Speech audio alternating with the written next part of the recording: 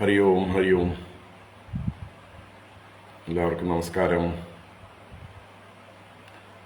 ഓം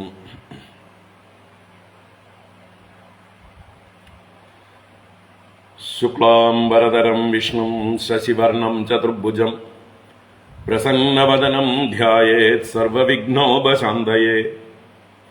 ഗുരവേ സർവലോകാനാം ഭിഷജേ ഭവരോഗിണാം നിധയേ സർവവിദ്യാനാം ദക്ഷിണാമൂർത്തയേ നമഃ.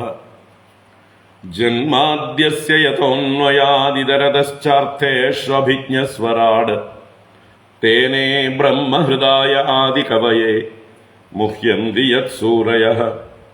തേജോ വാരിമൃതാം യദാ വിനിമയോ യത്ര ത്രിസർഗോ അമൃഷാ ധാംനാ സ്വേന സദാ നിരസ്തകുഹകം സത്യം പരം ധീമഹി. ധർമ്മഃ പ്രോജ്ജിതകൈതവോത്ര പരമോ നിർമത്സരാണാം സതാം. വേദ്യം വാസ്തവമത്ര വസ്തു ശിവദം താപത്രയോന്മൂലനം. ശ്രീമദ്ഭാഗവതേ മഹാമുനികൃതേ കിം വാ പരൈരീശ്വരഃ. സദ്യോ ഹൃദ്യവരുദ്ധ്യതേത്ര കൃതിഭിഃ ശുശ്രൂഷുഭിസ്തൽക്ഷണാത്. നിഗമകൽപതരോർഗളിതം ഫലം സുഖമുഖാദമൃതദ്രവസംയുതം പിബത ഭാഗവതം രസമാലയം മുഹുരഹോ രസികാ ഭുവി ഭാവുകാഃ. നാരായണം നമസ്കൃത്യ നരം ചൈവ നരോത്തമം ദേവീം സരസ്വതീം വ്യാസം തതോ ജയമുദീരയേത്. യം പ്രവ്രജന്തമനുപേതമപേതകൃത്യം ദ്വൈപായനോ വിരഹകാതര ആജുഹാവ. പുത്രേതി തന്മയതയാ തരവോഭിനേദുഃ തം സർവഭൂതഹൃദയം മുനിമാനതോസ്മി. യസ്വാനുഭാവമഖിലശ്രുതിസാരമേകം അധ്യാത്മദീപമതിതിതീർഷതാം തമോന്ധം സംസാരിണാം കരുണയാഃ പുരാണഗുഹ്യം തം വ്യാസസൂനുമുപയാമി ഗുരും മുനീനാം. മൂകം കരോതി വാചാലം പങ്കും ലംഘയത്തെ ഗിരിം യത്കൃപാതമഹം വന്ദേ പരമാനന്ദമാധവം. യം ബ്രഹ്മാ വരുണേന്ദ്രരുദ്രമരുതഃ സ്തുന്വന്തി ദിവ്യൈസ്തവൈഃ വേദൈഃ സാംഗപദക്രമോപനിഷദൈഃ ഗായന്തി യം സാമഗാഃ. ധ്യാനാവസ്ഥിതതദ്ഗതേന മനസാ പശ്യന്തി യം യോഗിനോ യസ്യാന്തം ന വിദുഃ സുരാസുരഗണാഃ. ദേവായ തസ്മൈ നമഃ. കോമളം കൂജയൻ വേണും ശ്യാമളോയം കുമാരകഃ വേദവേദ്യം പരം ബ്രഹ്മ ഭാസതാം പുരതോ മമ. ഭൂതൈർമഹദ്ഭിർയയിമാ പുരോ വിഭുഃ നിർമായ ചേതേ യദമൂഷു പൂരുഷഃ. ഭുങ്ക്തേ ഗുണാൻ ഷോഡശ ഷോഡശാത്മകഃ സോലങ്കൃഷീഷ്ട ഭഗവാൻ വജാംസി മേ. സച്ചിദാനന്ദരൂപായ വിശ്വോത്പത്യാദിഹേതവേ താപത്രയ വിനാശായ ശ്രീകൃഷ്ണായ വയം നുമഃ. കൃഷ്ണായ വാസുദേവായ ഹരയേ പരമാത്മനെ പ്രണതക്ലേശനാശായ ഗോവിന്ദായ നമോ നമഃ. കൃഷ്ണായ വാസുദേവായ ദേവകീനന്ദനായ ച നന്ദഗോപകുമാരായ ഗോവിന്ദായ നമോ നമഃ. നമഃ പങ്കജനാഭായ നമഃ പങ്കജമാലിനേ നമഃ പങ്കജനേത്രായ നമസ്തേ പങ്കജാംഗ്രയേ. പീതാംബരം കരവിരാജിത ശംഖചക്രകൗമോദഗീ സരസിജം കരുണാസമുദ്രം രാധാസഹായമതിസുന്ദരമന്ദഹാസം വാതാലയേശമനിശം ഹൃദി ഭാവയാമി. വാതാലയേശമനിശം ഹൃദി ഭാവയാമി. ഓം നമോ ഭഗവതേ വാസുദേവായ. ഓം നമോ നാരായണായ.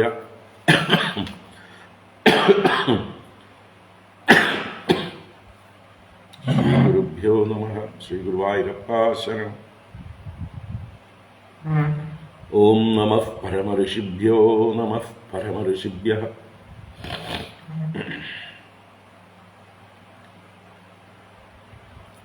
ഹരി ഓം. എല്ലാവർക്കും നമസ്കാരം. എല്ലാവർക്കും ശുഭസായാഹ്നം, സുസ്വാഗതം. ഭാഗവത ജ്ഞാനഗംഗയിലേക്ക് ഏവർക്കും സുസ്വാഗതം. ദശമസ്കന്ധത്തിലെ 36 അധ്യായം ആണ് നമ്മൾ കാണുന്നത്. ആദ്യത്തെ 15 ശ്ലോകം കൊണ്ട് ഋഷഭരൂപത്തിൽ വന്ന അരിഷ്ടൻ എന്ന അസുരനെ ഭഗവാൻ വധിച്ച കഥ പറഞ്ഞു. ഇനി 16 ശ്ലോകം മുതൽക്ക് 5 6 ശ്ലോകം കൊണ്ട് നാരദാഗമനം. കംസന്റെ അടുത്തേക്ക് നാരദൻ വന്ന് കംസനെ കൃഷ്ണനെ മധുരാപുരിയിലേക്ക് കൊണ്ടുവരാനായിട്ട് പ്രേരിപ്പിക്കുന്ന സംവാദമാണ്. അത് കഴിഞ്ഞ് കംസൻ തൻ്റെ ഭൃത്യന്മാരായിട്ടുള്ള മല്ലന്മാരെയൊക്കെ ഒരുക്കി നിർത്തുകയും വേണ്ട സജ്ജീകരണങ്ങളൊക്കെ ചെയ്യുകയുമാണ്. കൃഷ്ണനെ കൊണ്ടുവന്നു കഴിഞ്ഞാൽ എങ്ങനെയായിരിക്കണം കാര്യങ്ങളെന്ന് പ്ലാനിംഗ് ആണ്. അപ്പോൾ ഒരു മല്ലയുദ്ധമാണ് അവർ അതിനുവേണ്ടി ഉദ്ദേശിക്കുന്നത്, ഒരു ധനുർയാഗവും. അപ്പോൾ അതിന് കൃഷ്ണനെ കൂട്ടിയിട്ട് വരാനായിക്കൊണ്ട് ദൂതനായിട്ട് ഏറ്റവും പറ്റിയ ആളെ തിരഞ്ഞെടുക്കുന്നത് അക്രൂരനെയാണ്. ആ അക്രൂരനെ പ്രേഷണം ചെയ്യുന്ന, അക്രൂരനെ കാര്യങ്ങൾ പറഞ്ഞ് ധരിപ്പിക്കുന്ന ഭാഗവും കൂടിയാണ് അവസാന ഭാഗം. അക്രൂരൻ വൃന്ദാവനത്തിലേക്ക് പോകുന്നത് പിന്നീടാണ്, 38 അധ്യായത്തിലാണ്. 37 അധ്യായത്തിൽ വീണ്ടും ഭഗവാന്റെ 2 അസുരവധങ്ങൾ കൂടിയുണ്ട്. കേശിവധം, വ്യോമാസുരവധം. അത് രണ്ടും കഴിഞ്ഞിട്ടാണ് 38 അധ്യായത്തിലാണ് അക്രൂരന്റെ ഗോകുല യാത്ര. പിന്നീട് അക്രൂരൻ ഗോകുലത്തിൽ ചെന്ന് താമസിക്കുന്നതും ബലരാമനെയും കൃഷ്ണനെയും അതുപോലെ നന്ദാദികളെയും എല്ലാം കംസന്റെ ഉത്സവത്തിലേക്ക് ക്ഷണിച്ചു കൊണ്ടുവരുന്ന കഥകൾ പിന്നീട് തുടരും. അപ്പോൾ നമുക്ക് അതിൻ്റെ ഒരു പ്രാരംഭത്തിലേക്കാണ് ഇപ്പോൾ ഈ അധ്യായത്തിൽ നമ്മൾ പ്രവേശിക്കുന്നത്.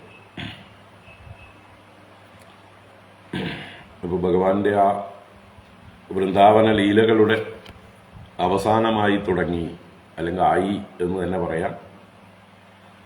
ഭഗവാന് 11 വയസ്സ് പ്രായമായി എന്നും കൂടി ഈ സന്ദർഭത്തിൽ മനസ്സിലാക്കണം.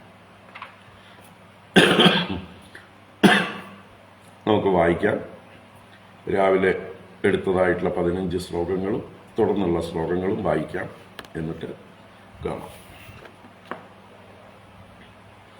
ഓം നമോ ഭഗവതേ വാസുദേവായ.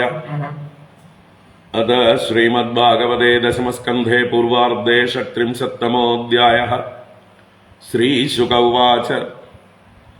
അത തർഹ്യാഗതോ ഗോഷ്ഠം അരിഷ്ടോ വൃഷഭാസുരഃ മഹീം മഹാകകുത്കായഃ കമ്പയൻ ഖുരവിക്ഷതാം രംഭമാണഃ ഖരതരം തദാ ച വിലിഖൻ മഹീം ഉദ്യമ്യ പുച്ഛം വപ്രാണി വിഷാണാഗ്രേണ ചോദ്ധരൻ കിഞ്ചിത് കിഞ്ചിത് ശകൃന്മുഞ്ചൻ മൂത്രയൻ സ്തബ്ധലോചനഃ യസ്യ നിർഘാദിതേനാംഗ നിഷ്ഠുരേണ ഗവാം നൃണാം പദം വ്യകാലതോ ഗർഭാഃ സ്രവന്തി സ്മ ഭയേന വൈ നിർവിശന്തി ഘനാ യസ്യ കകുതി അചലശങ്കയാ തം തീക്ഷ്ണശൃംഗമുദ്വീക്ഷ്യ ഗോപ്യോ ഗോപാശ്ച തത്രസുഃ പശവോ ദുദ്രുവുർഭീതാഃ രാജൻ സംത്യജ്യ ഗോകുലം കൃഷ്ണകൃഷ്ണേതി തേ സർവേ ഗോവിന്ദം ശരണം യയുഃ ഭഗവാനപി തദ്വീക്ഷ്യ ഗോകുലം ഭയവിദ്രുതം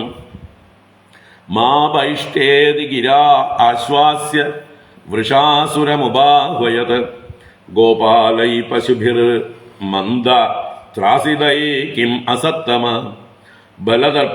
ബലദർപ്പഹാഹം ദുഷ്ടാനാം ത്വദ്വിധാനാം ദുരാത്മനാം ഇത്യാസ്ഫോട്യാച്യുതോ അരിഷ്ടം തലശബ്ദേന കോപയൻ സഖ്യുരം സേ ഭുജാഭോഗം പ്രസാര്യാവസ്ഥിതോ ഹരിഃ സോപ്യേവം കോപിതോ അരിഷ്ടഃ കുരേണാവനിമുല്ലിഘൻ ഉദ്യത്പുച്ഛഭ്രമന്മേഘഃ ക്രുദ്ധഃ കൃഷ്ണമുപാദ്രവത് അഗ്രന്യസ്തവിഷാണാഗ്രഹ സ്തബ്ധാസൃഗ്ലോചനോ അച്യുതം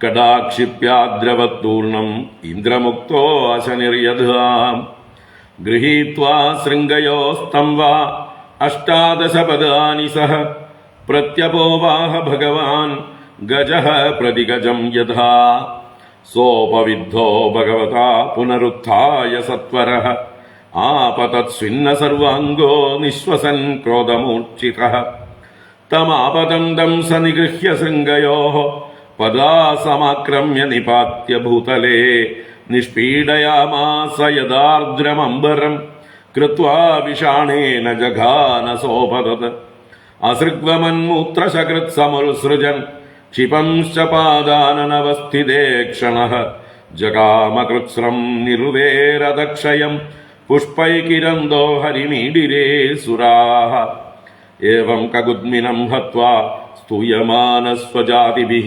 വിവേശഗോഷ്ഠം സബലോ ഗോപീനാം നയനോത്സവഃ.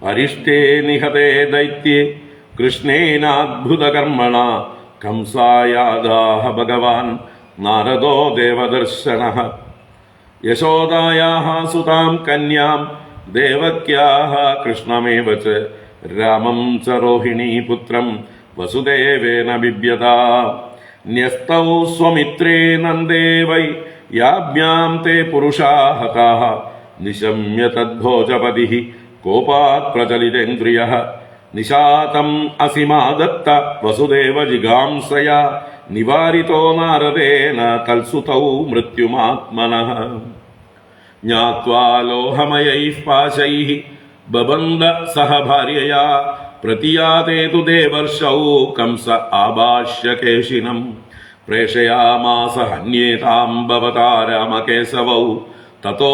മുഷ്ടികചാണൂരശലതോശലകാദികാൻ അമാത്യാൻ ഹസ്തിപാംശ്ചൈവ സമാഹൂയാഃ ഭോജരാട് ഭോ ഭോ നിശമ്യതാം ഏതത് വീരചാണൂരമുഷ്ടികൗ നന്ദവ്രജേ കിലാസാദേ സുതൗ ആനകദുന്ദുഭേഃ രാമകൃഷ്ണൗ തതോ മഹ്യം മൃത്യുഃ കില നിദർശിതഃ ഭവദ്ഭ്യാമിഹ സംപ്രാപ്തൗ ഹന്യേതാം മല്ലലീലയാ മഞ്ചാക്രിയന്താം വിവിധാ മല്ലരംഗപരിസൃതാഃ പൗരാജാനപദാ സർവേ പശ്യന്തു സ്വൈരസംയുഗം മഹാമാത്ര ത്വയാ ഭദ്ര രംഗദ്വാരി ഉപനീയതാം ദിവഃ കുവലയാ പീഡോ ജഹിതേന മമാഹിതൗ ആരഭ്യതാം ധനുര്യാഗഃ ചതുർദശ്യാം യഥാ വിധി വിശസന്തു പശൂന്മേദ്യാൻ ഭൂതരാജായ മീഡുഷേ ഇത്യാജ്ഞാപ്യാർത്ഥതന്ത്രജ്ഞഃ आहूय यदुपुङ्गवं गृहीत्वा पाणिना पाणिं ततो अक्रूरमुवाचः भो भो दानपते मह्यं क्रियतां मैत्रमारु आदृतः नान्यः त्वत्तो हिततमो विद्यते भोजवृष्णिषु अतस्त्वाम् आश्रितः सौम्य कार्यगौरवसाधनं यदेन्द्रो विष्णुमाश्रित्य स्वार्थम् अद्यगमद्विभुः गच्छ नन्दव्रजं तत्र सुतौ आनगदुन्दुभेः आसाते ताविहानेन रथेनानयमाचिरं निसृष्टः किल मे मृत्युः देवैर्वैकुण्ठसंश्रयैः तौ आनय समं गोपैः മന്ദാദ്യൈഃ സാഭ്യുപായനൈഃ ഗാതയിഷ്യേഹാനീതൗ കാലകൽപേന ഹസ്തിനാ യതി മുക്തൗ തതോ മല്ലൈഃ ഗാതയേ വൈദ്യുതോപമൈഃ തയോർനിഹതയോസ്തപ്താൻ വസുദേവ പുരോഗമാൻ തദ്ബന്ധൂൻ നിഹനിഷ്യാമി വൃഷ്ണിഭോജദശാർഹകാൻ ഉഗ്രസേനം ച പിതരം സ്ഥവിരം രാജ്യകാമുകം തത്തദ്ഭ്രാതരം ദേവകം ച യേ ചാന്യേ വിദ്വിഷോ മമ തതശ്ചൈഷാ മഹീമിത്ര പവിത്രീ നഷ്ടകണ്ഡകാ ജരാസന്ധോ മമ ഗുരുഃ ദ്വിവിധോ ദയിതസ്സഖാ ശംബരോ നരകോ ബാണോ മയ്യേവ കൃതസൗഹൃദാഃ തൈരഹം സുരപക്ഷീയാൻ ഹത്വാ ഭോക്ഷ്യേ മഹീം നൃപാൻ ഏതജ്ഞാത്വാനയക്ഷിപ്രം രാമകൃഷ്ണൗ ഇഹാർഭഗൗ ധനുർമകനിരീക്ഷാർത്ഥം ദ്രഷ്ടും യദുപുരശ്രിയം അക്രൂര ഉവാച രാജൻ മനീഷിതം സദ്രക തവ സ്വാവദ്യമാർജനം സിദ്ധ്യസിദ്ധ്യോ സമം കുര്യാത് ദൈവം ഹി ഫലസാധനം മനോരഥാൻ കരോത്യുച്ചൈഃ ജനോ ദൈവഹതാനപി യുജ്യത്തെ ഹർഷശോകാഭ്യാം തഥാപ്യാജ്ഞാം കരോമി തേ ശ്രീശുക ഉവാച ഏവമാദിശ്യ ചാക്രൂരം മന്ത്രിണശ്ച വിസൃജ്യ സഹ പ്രവിവേശഗൃഹം കംസഃ തദാ ക്രൂരഃ സ്വമാലയം. ഹരി ഓം. ഇത് ശ്രീമദ്ഭാഗവതേ മഹാപുരാണേ പാരമഹംസ്യാം സംഹിതായാം ദശമസ്കന്ധേ പൂർവാർദ്ധേ അക്രൂരസംപ്രേഷണം നാമ ഷട്ത്രിംശത്തമോऽധ്യായഃ. സർവത്ര ഗോവിന്ദനാമ സങ്കീർത്തനം. ഗോവിന്ദ ഗോവിന്ദ.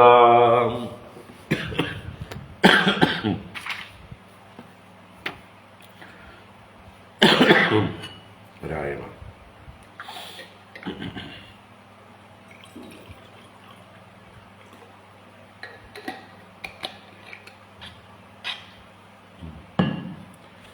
നാരായണ.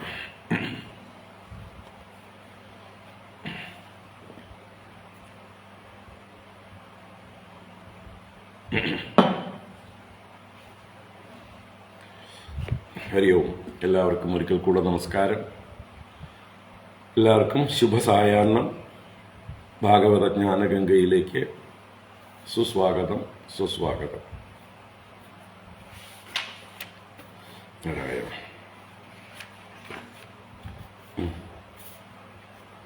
ഇപ്പോൾ ഭാഗവത ജ്ഞാനഗംഗ ദശമസ്കന്ധത്തിലെ 36-ാം അധ്യായമാണ് കണ്ടുകൊണ്ടിരിക്കുന്നത്. അതിൽ ആദ്യത്തെ 15 ശ്ലോകങ്ങളെ കൊണ്ട് അരിഷ്ടാസുരവധം എന്നുള്ള ഭഗവാന്റെ ആ ഒരു അത്ഭുത ലീല വർണ്ണിച്ചു. വലിയൊരു ഭീമാകാരമായിട്ടുള്ള ഒരു കാളയായി അരിഷ്ടാസുരൻ വന്നതും ഗോകുലത്തെ ഇളക്കി മറിക്കുന്ന അല്ലെങ്കിൽ ഭൂകമ്പമുണ്ടാക്കുന്ന പോലെയുള്ള അവൻ്റെ ചേഷ്ടകൾ, കുളമ്പുകൾ കൊണ്ട് ഭൂമിയെ മാന്തി പിളർന്നുകൊണ്ടും കൊമ്പുകൊണ്ട് മതിൽക്കെട്ടുകളും മറ്റുമൊക്കെ പുഴക്കി എറിഞ്ഞുകൊണ്ടും മുക്രയിട്ടുകൊണ്ട് ദിഗന്തരങ്ങളെ വിറപ്പിച്ചുകൊണ്ടും പാഞ്ഞു വരുന്നതായിട്ടുള്ള ആ കാളയെ കണ്ട് ഗോകുലവാസികൾ എല്ലാവരും ഭയപ്പെട്ട് കൃഷ്ണനെ ശരണം പ്രാപിക്കുന്നു. പശുക്കളും മറ്റുമൊക്കെ ദൂരേക്ക് ഓടിപ്പോകുന്നു, ഗോകുലം വിട്ടേ ഓടിപ്പോകുന്നു. ഗർഭിണികളായ പശുക്കളുടെ ആ ഗർഭം അലസുകയും സ്രവിക്കുകയും എല്ലാം ചെയ്യുന്നു. അതുപോലെ സ്ത്രീകളുടെയും മനുഷ്യ സ്ത്രീകളുടെയും ഗർഭങ്ങളെല്ലാം ഈ കൂറ്റൻ കാളയുടെ മുക്കറയിടുന്നത് കേട്ട് ഭയപ്പെട്ട് ഗർഭം അലസിപ്പോകുന്നതും മറ്റുമെല്ലാം വർണ്ണിച്ചു. അങ്ങനെ എല്ലാവരെയും ഭയപ്പെടുത്തി ഓടിച്ചുകൊണ്ടിരിക്കുമ്പോൾ ഭഗവാൻ വളരെ ലാഘവത്തോടെ എന്നാൽ അവനെ പ്രകോപിപ്പിച്ചുകൊണ്ട് മന്ദ, മൂഢ എന്നൊക്കെയുള്ള രീതിയിൽ ആഹ്വാനം ചെയ്ത് അവനെ കൈതട്ടി ആസ്ഫോടനം ചെയ്തുകൊണ്ട് ആ ശബ്ദം കൊണ്ടും അവനെ പ്രകോപിപ്പിച്ചുകൊണ്ട് നീ എന്തിനാ നിരപരാധികളെ അല്ലെങ്കിൽ ഓടിപ്പോകുന്ന ഭീരുക്കളായിട്ടുള്ളവരുടെ നേരെ, ഗോപന്മാരുടെ നേരെയും പശുക്കളുടെ നേരെയും ഒക്കെ പോകുന്നത്? നിനക്ക് വേണ്ടത് എന്നെയല്ലേ, ഞാനിതാ ഇവിടെ നിൽക്കുന്നുണ്ടല്ലോ എന്ന മട്ടിൽ തന്നെ സ്വയം പ്രകടിപ്പിച്ചുകൊണ്ട് ഒരു കൂട്ടുകാരൻ്റെ തോളിൽ കൈയിട്ടുകൊണ്ട് ലാഘവത്തോടെ നിൽക്കുന്നതായിട്ടുള്ള ഒരു ഭാവം പ്രകടിപ്പിച്ചു. ഇത് കണ്ട് കോപിച്ച് കൊമ്പും കൂർപ്പിച്ചുകൊണ്ട് ഭഗവാന്റെ നേരെ കുതിച്ച് പാഞ്ഞു വരുന്ന, അല്ലെ, ഇന്ദ്രന്റെ കയ്യിൽ നിന്ന് മോചിപ്പിക്കപ്പെട്ട വജ്രായുധം പോലെ അല്ലെങ്കിൽ മിന്നൽ പോലെ വരുന്നതായിട്ടുള്ള അവനെ കൊമ്പിൽ പിടിച്ച് ഭഗവാൻ മലർത്തി അടിച്ചു 18 അടി ദൂരത്തേക്ക്. അത് കഴിഞ്ഞ് വീണ്ടും അവൻ എഴുന്നേറ്റ് ഭഗവാന്റെ നേരെ പാഞ്ഞു വന്നു. ഭഗവാൻ അവനെ കൊമ്പുകളിൽ തന്നെ പിടിച്ച് വീണ്ടും മറിച്ചിട്ടു. എന്നിട്ട് അവന്റെ ദേഹത്ത് ചവിട്ടിപ്പിടിച്ചു നിന്നുകൊണ്ട് അവന്റെ കൊമ്പുകളിൽ പിടിച്ച് തിരിച്ചു. ഈറൻ തുണി പിഴിയും പോലെ എന്ന് പ്രത്യേകം പറഞ്ഞു. ആർദ്രം അമ്പരം യഥാ, ആർദ്രമായ അമ്പരത്തെ നമ്മൾ പിഴിയുന്നത് പോലെ ചുരുട്ടി കൂട്ടി എന്ന് പറയാം. എന്നിട്ട് അവന്റെ തല പറിച്ചെടുത്ത് വീണ്ടും അവനെ ഒന്നുകൂടെ പ്രഹരിച്ചു. അങ്ങനെ അവൻ പ്രാണൻ വെടിഞ്ഞ് ഭീമാകാരമായ ശരീരത്തോടുകൂടി അവിടെ പതിച്ചതായിട്ടുള്ള രംഗം വർണ്ണിച്ചു. ദേവന്മാർ പുഷ്പവൃഷ്ടി ചെയ്തു എന്നും, അത് കഴിഞ്ഞ് ഗോപന്മാരെല്ലാം ഭഗവാനെ സ്തുതിച്ചുകൊണ്ട് ഗോപികൾക്ക് കണ്ണിന് ആനന്ദം നൽകുന്നവനായിക്കൊണ്ട് ഭഗവാൻ തിരിച്ച് ഗോകുലത്തിലേക്ക് ഈ അരിഷ്ടാസുരവധം കഴിഞ്ഞ് എഴുന്നള്ളി എന്നാണ് 15-ാം ശ്ലോകത്തിൽ പറഞ്ഞു നിർത്തിയത്. ഇനി നമുക്ക് 16 മുതൽക്കുള്ള ശ്ലോകങ്ങൾ കാണാം. അരിഷ്ടേ നിഹതേ ദൈത്യേ കൃഷ്ണേനാദ്ഭുതകർമ്മണ കംസായാധാഹ ഭഗവാൻ നാരദോ ദേവദർശനഃ. അരിഷ്ടേ നിഹതേ ദൈത്യേ കൃഷ്ണേനാദ്ഭുതകർമ്മണ കംസായാധാഹ ഭഗവാൻ നാരദോ ദേവദർശനഃ. അത്ഭുതകർമ്മണ കൃഷ്ണേന ദൈത്യേ അരിഷ്ടേ നിഹതേ സതി. അത്ഭുതകർമ്മണ കൃഷ്ണേന, ഭഗവാൻ ചെയ്യുന്ന കർമ്മങ്ങളൊക്കെ അത്ഭുതങ്ങളാണ്. ആർക്കും സാധാരണക്കാർക്ക് ചിന്തിക്കാൻ പോലും കഴിയാത്ത കാര്യങ്ങളാണ് ഈ 11 വയസ്സ് ബാലനായിട്ടുള്ള ഭഗവാൻ ഇപ്പോൾ ചെയ്തത്. അപ്പോൾ ഇത്രയും വലിയ പർവ്വതം പോലെ വന്ന കാളക്കൂറ്റനെ നിസ്സാരമായിട്ട് കൊമ്പിൽ പിടിച്ച് തടഞ്ഞു നിർത്തി മലർത്തി അടിച്ച് തല പറിച്ചെടുത്ത് അവനെ വധിച്ചൂല്ലോ. അപ്പോൾ അത്ഭുതകർമ്മ തന്നെയാണ്. അത്ഭുതകർമ്മണ കൃഷ്ണേന ആ അരിഷ്ടേ ദൈത്യേ നിഹതേ, അരിഷ്ടനാകുന്ന ദൈത്യൻ നിഹനിക്കപ്പെട്ടപ്പോൾ. ഇപ്പോൾ അരിഷ്ടം അല്ലെ, അരിഷ്ടൻ എന്നൊക്കെ പറഞ്ഞാൽ ദുഃഖമുണ്ടാക്കുന്നവൻ എന്ന് തന്നെയാണ് അർത്ഥം, ക്ലേശം നൽകുന്നവൻ. എന്തായാലും ആ അരിഷ്ടനെ ഭഗവാൻ വധിച്ചു. അധ അനന്തരം എന്നാണ്. കംസായ അധ ആഹ ഭഗവാൻ നാരദ ദേവദർശന. അപ്പൊ അവിടെ അധ എന്ന് വീണ്ടും പറഞ്ഞു, അനന്തരം. അപ്പോ ആ അരിഷ്ടാസുര വധത്തിന് ശേഷം ഭഗവാൻ നാരദ, ഭഗവാൻ നാരദ ത്രികാലജ്ഞ നാരദ, സർവജ്ഞ നാരദ, ഭഗവാന്റെ അവതാര ദൗത്യത്തെക്കുറിച്ചും ലീലകളെക്കുറിച്ചും എല്ലാം നല്ലതുപോലെ അറിവുള്ളവൻ. ഭഗവാൻ എന്തിനാണ് അവതരിച്ചിരിക്കുന്നത്? ഈ കംസവധത്തിനാണ്, അതുപോലെയുള്ള ദുഷ്ടന്മാരെയൊക്കെ വധിക്കാനാണ്. അപ്പൊ ഇനിയും ഭഗവാൻ കുട്ടിക്കളിയുമായിട്ട് ഗോകുലത്തിൽ കഴിഞ്ഞാൽ പോരാ അല്ലേ? ഭഗവാന്റെ ഗോകുലം വെടിയേണ്ട സമയമായിരിക്കുന്നു. അതറിയുന്ന ആളാണ് ത്രികാലജ്ഞാനിയായിട്ടുള്ള, അല്ലെ? ആരാണ് ഭഗവാൻ എന്ന ശബ്ദത്തിന് അർഹൻ?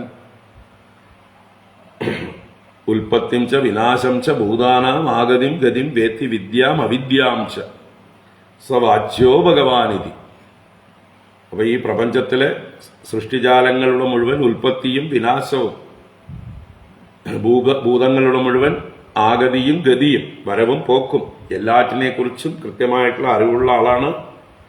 മായയുടെ തത്വം അറിയുന്നവനാണ് ശരിക്കുള്ളതായിട്ടുള്ള ഭഗവാൻ. ബ്രഹ്മജ്ഞാനി എന്നർത്ഥമാണ്. ബ്രഹ്മജ്ഞാനിക്ക് എല്ലാ തത്വവും അറിയാം. അപ്പൊ അങ്ങനെയുള്ള നാരദ മഹർഷി, ഭഗവാൻ നാരദ, ഇവിടെ ദേവദർശന എന്നും കൂടി പറഞ്ഞു. ദേവന്മാരെ പോലെ ദർശനമുള്ളവൻ എന്നും കൂടിയാണ് അർത്ഥം. ബ്രഹ്മാദി ദേവന്മാരുടെ ദർശനമുള്ളവൻ എന്ന് പറഞ്ഞാലോ അവരെ പോലെ സർവജ്ഞതയുള്ളവൻ, അല്ലെങ്കിൽ അവരുടെ ഇച്ഛ എന്താണെന്ന് അറിയുന്നവൻ. എല്ലാ ദേവന്മാരും എന്താണ് മനസ്സിൽ കാണുന്നത്, അവരെല്ലാം എന്താണ് ആഗ്രഹിക്കുന്നത് അത് അറിയുന്നവനും കൂടിയാണ് നാരദൻ.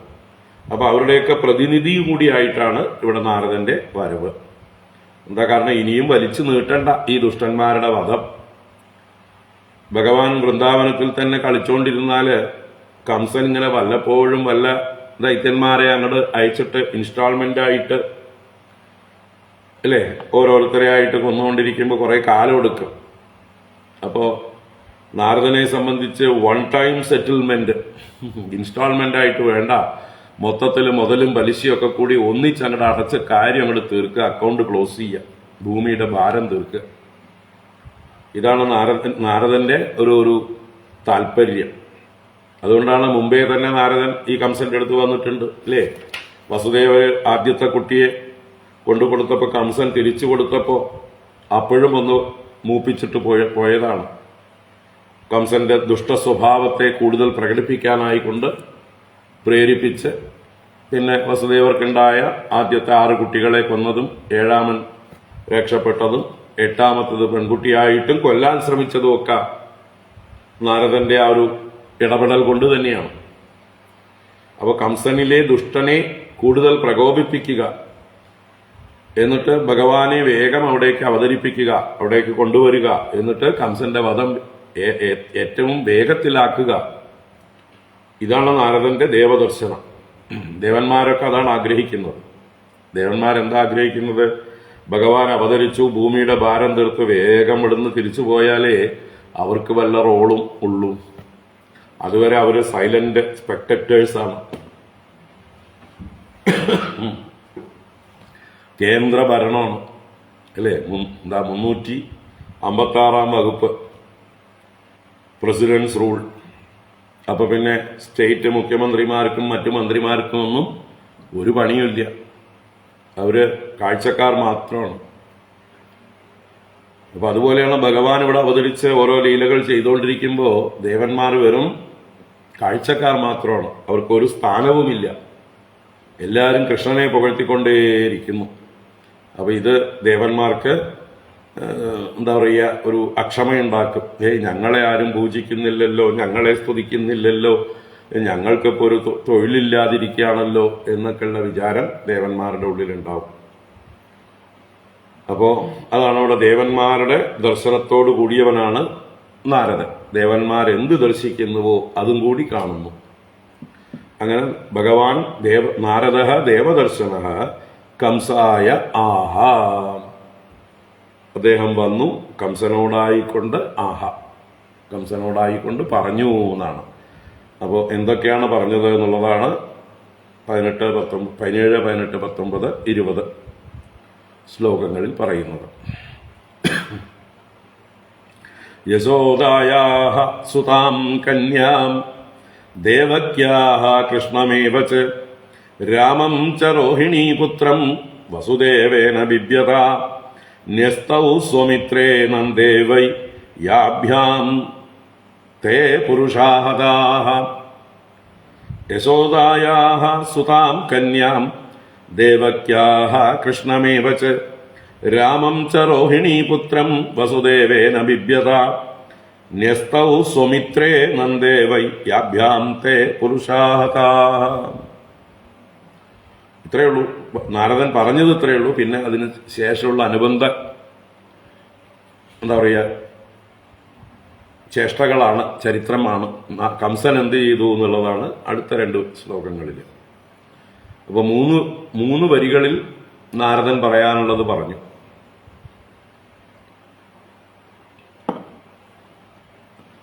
എന്താ പറഞ്ഞത്? യശോദായാഃ സുതാം കന്യാം, ആ കന്യയെ കൊല്ലാനായിട്ട് ശ്രമിച്ചപ്പോൾ ആകാശത്തേക്ക് പറന്നുപോയില്ലേ? 8 കൈകളോടുകൂടി ദിവ്യമായ രൂപം കാണിച്ചു കൊടുത്തുകൊണ്ട്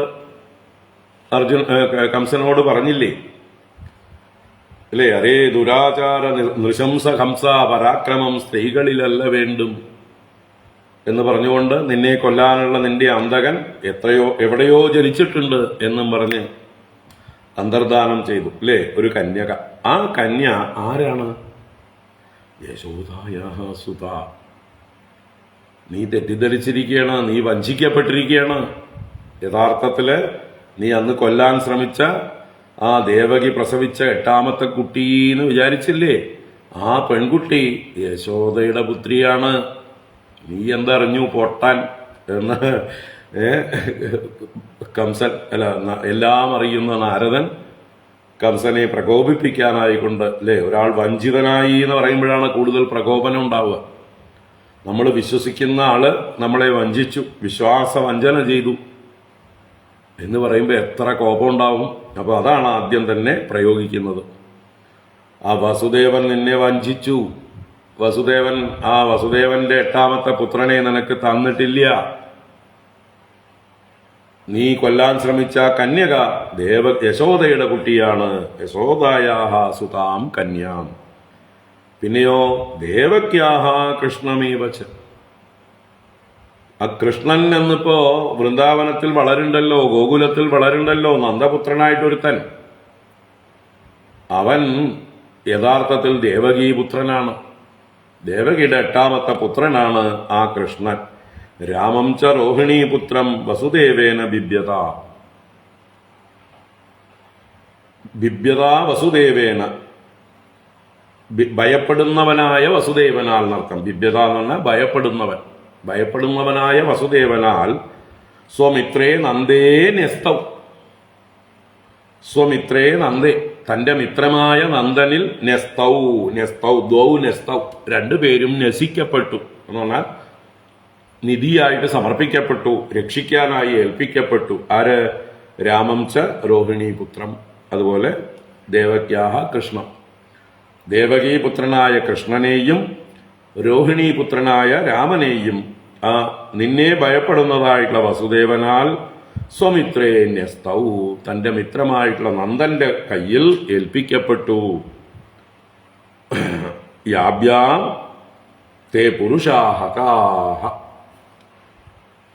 യാഭ്യാം, ഏത് രണ്ടുപേരാലാണോ തേ പുരുഷാഹ, നിന്റെ ആളുകള്, നീ അയച്ച ആളുകള്, നിന്റെ ശത്രുവിനെ തെരയാനും വധിക്കാനുമായിട്ട് നീ പലരെയും അയച്ചുവല്ലോ. പൂതന മുതൽക്ക് ഒരുപാട് പേര് വരിയായിട്ട് പോയി. ഈ പോയവരൊക്കെ എവിടെ പോയി എന്ന് നീ അന്വേഷിച്ചുവോ? ഒരു കണക്കെടുപ്പ് നടത്തിയോ? അവരൊക്കെ എവിടെ ചെന്നാ മരിച്ചത്? ആരുടെ കൈകൊണ്ടാ മരിച്ചത്? വല്ലതും നോക്കിയോ? ഒന്നും ചിന്തിക്കാതെ അങ്ങനെ ഇരുന്നോ? എല്ലാവരും ഒരേ സ്ഥലത്ത് പോയിട്ടാണ് കൊല്ലപ്പെട്ടിരിക്കുന്നത്. ഒരേ കൈകളാലാണ് അവർ കൊല്ലപ്പെട്ടിരിക്കുന്നത്. ഇതുപോലും വകതിരിവില്ലല്ലോ നിനക്ക് മൂഢ എന്നുള്ള അർത്ഥത്തിൽ പറഞ്ഞ് പരിഹസിച്ചിട്ടുണ്ടാവും. നാരദ മഹർഷിക്ക് അതൊക്കെ നല്ല സാമർഥ്യമാണ്. മന്ദബുദ്ധി ഇങ്ങനെ എന്താ പറയുക, ദിവാസ്വപ്നവും കണ്ട് കള്ളും കുടിച്ചിങ്ങനെ ഇരുന്നോ എന്നുള്ള മട്ടില് പരിഹസിച്ച് നീ അയച്ച ഓരോരുത്തരും എവിടെ ചെന്നാണ്, ആരുടെ കൈകൊണ്ടാണ് മരിച്ചത് എന്ന് നീ വല്ലതും അന്വേഷിച്ചുവോ? അവരെ പിന്തുടർന്നുവോ? ഒക്കെ ഓരോരുത്തരെയും ഇങ്ങനെ വരിയായിട്ട് അയച്ചു വിട്ടോ? അവരൊക്കെ എവിടെയോ ചെന്ന് ഡിസ്പോസ്ഡ് ആവുന്നുണ്ട്. അതെവിടെയാണ് ഡിസ്പോസ് ചെയ്യപ്പെട്ടത് എന്നൊന്ന് വിചാരം ചെയ്തിരുന്നെങ്കിൽ നിനക്ക് മനസ്സിലായിട്ടുണ്ടാവും നിന്റെ ശത്രു അവനാണെന്ന്. ആരുടെ കൈകൊണ്ടാണോ ശക്തന്മാരായിട്ടുള്ള നിന്റെ ഭൃത്യന്മാർ കൊല്ലപ്പെട്ടത്, അവൻ തന്നെയാണ് നിന്റെ ശത്രു, നിന്റെ അന്തകൻ എന്ന് നിനക്ക് കണക്ക് കൂട്ടിക്കൂടെ പൊട്ട എന്ന് പരിഹസിച്ച് കാണും. അപ്പൊ അതാണ് വസുദേവൻ നിന്നെ ഭയപ്പെട്ട് നിന്നോടൊരു വഞ്ചന ചെയ്തു. വസുദേവൻ മര്യാദക്കാരനാണ്, അങ്ങനെ ചെയ്യുമോന്ന് ശങ്ക വേണ്ട. പേടിച്ചു കഴിഞ്ഞാൽ ആരും നുണ പറയലും വഞ്ചന ചെയ്യലും ഒക്കെ ചെയ്യും. സ്വന്തം ജീവനിലും അല്ലെങ്കിൽ അതുപോലെയുള്ള കാര്യങ്ങളിലൊക്കെ ഭയം ഉണ്ടാകുമ്പോഴാണ് ആളുകൾ അധർമ്മം പ്രവർത്തിക്കുക. ശക്തരായിരിക്കുമ്പോൾ നല്ല ധർമ്മനിഷ്ഠന്മാരായിരിക്കാം. വസുദേവൻ വളരെ സത്യനിഷ്ഠനാണ്, അതിൽ അങ്ങേക്ക് സംശയമൊന്നും ഉണ്ടാവില്ല. അപ്പോൾ അത് എന്തുകൊണ്ട് വസുദേവൻ അങ്ങനെ എന്നെ വഞ്ചിക്കില്ലല്ലോ? ആദ്യത്തെ 6 കുട്ടികളെയും എനിക്ക് തന്നതാണല്ലോ കൊല്ലാൻ, പിന്നെന്താ അവസാനത്തെ 2 കുട്ടികളെ മാത്രം തരാതിരുന്നത് എന്നാണെങ്കിൽ അത് ഭയമുള്ളവര് എപ്പോഴായാലും ആ ഭയം കൊണ്ട് അധർമ്മം പ്രവർത്തിക്കും, അസത്യം പറയും. അങ്ങനെ നിന്നെ വഞ്ചിച്ചതാ എന്നുള്ള അർത്ഥത്തില് ബിഭ്യത വസുദേവേന കൃഷ്ണം രാമം ച സ്വമിത്രേ നന്ദേ ന്യസ്തൗ. രണ്ടുപേരെയും തന്റെ മിത്രമായ, തന്റെ ബന്ധുവായ, തന്റെ കൂട്ടുകാരനായ നന്ദനെ വിശ്വസിച്ചേൽപ്പിച്ചിരിക്കുകയാണ്. യാഭ്യാം തേ പുരുഷാ ഹതാഹ വൈ. വൈ എന്നുള്ളത് ഉറപ്പിനെ കാണിക്കുകയാണ്. ഏത് രണ്ടുപേരാലാണോ നിന്റെ പുരുഷന്മാരെല്ലാം കൊല്ലപ്പെട്ടത് എന്ന് തീർച്ചയായിട്ട് പറയുകയാണ്. അപ്പോൾ നാരദന് പറയാനുള്ളതൊക്കെ പറഞ്ഞു കഴിഞ്ഞു, ഏഷണി മൂട്ടാനുള്ളതൊക്കെ മൂട്ടിക്കഴിഞ്ഞു. അതോടുകൂടി കംസൻ പ്രകോപിതനായിട്ട് വാളുമെടുത്ത് വസുദേവരെ വധിക്കാനായിട്ട് പുറപ്പെടുകയാണ്. അതിനെ നാരദൻ തന്നെ തടയും. അതാണ് അടുത്ത 2 ശ്ലോകങ്ങൾ. നിശമ്യ തദ്ഭോജപതി കോപാത് പ്രചലിതേന്ദ്രിയഃ നിശാതം അസിമാദത്ത വസുദേവ ജിഗാംസയ നിവാരിതോ നാരദേന തൽസുതൗ മൃത്യുമാത്മനഃ ജ്ഞാത്വാ ലോഹമയൈ പാശൈഃ ബബന്ധ സഹ ഭാര്യയാ. നിശമ്യ തദ്ഭോജപതിഃ കോപാത് പ്രചലിതേന്ദ്രിയഃ നിശാതം അസിമാദത്ത വസുദേവ ജിഗാംസയ നിവാരിതോ നാരദേന തൽസുതൗ മൃത്യുമാത്മനഃ ജ്ഞാത്വാ ലോഹമയൈഃ പാശൈഃ ബബന്ധ സഹ ഭാര്യയാ. ആ ഭോജപതി, ഭോജന്മാരുടെ അധിപനാണ് കംസൻ രാജാവ്.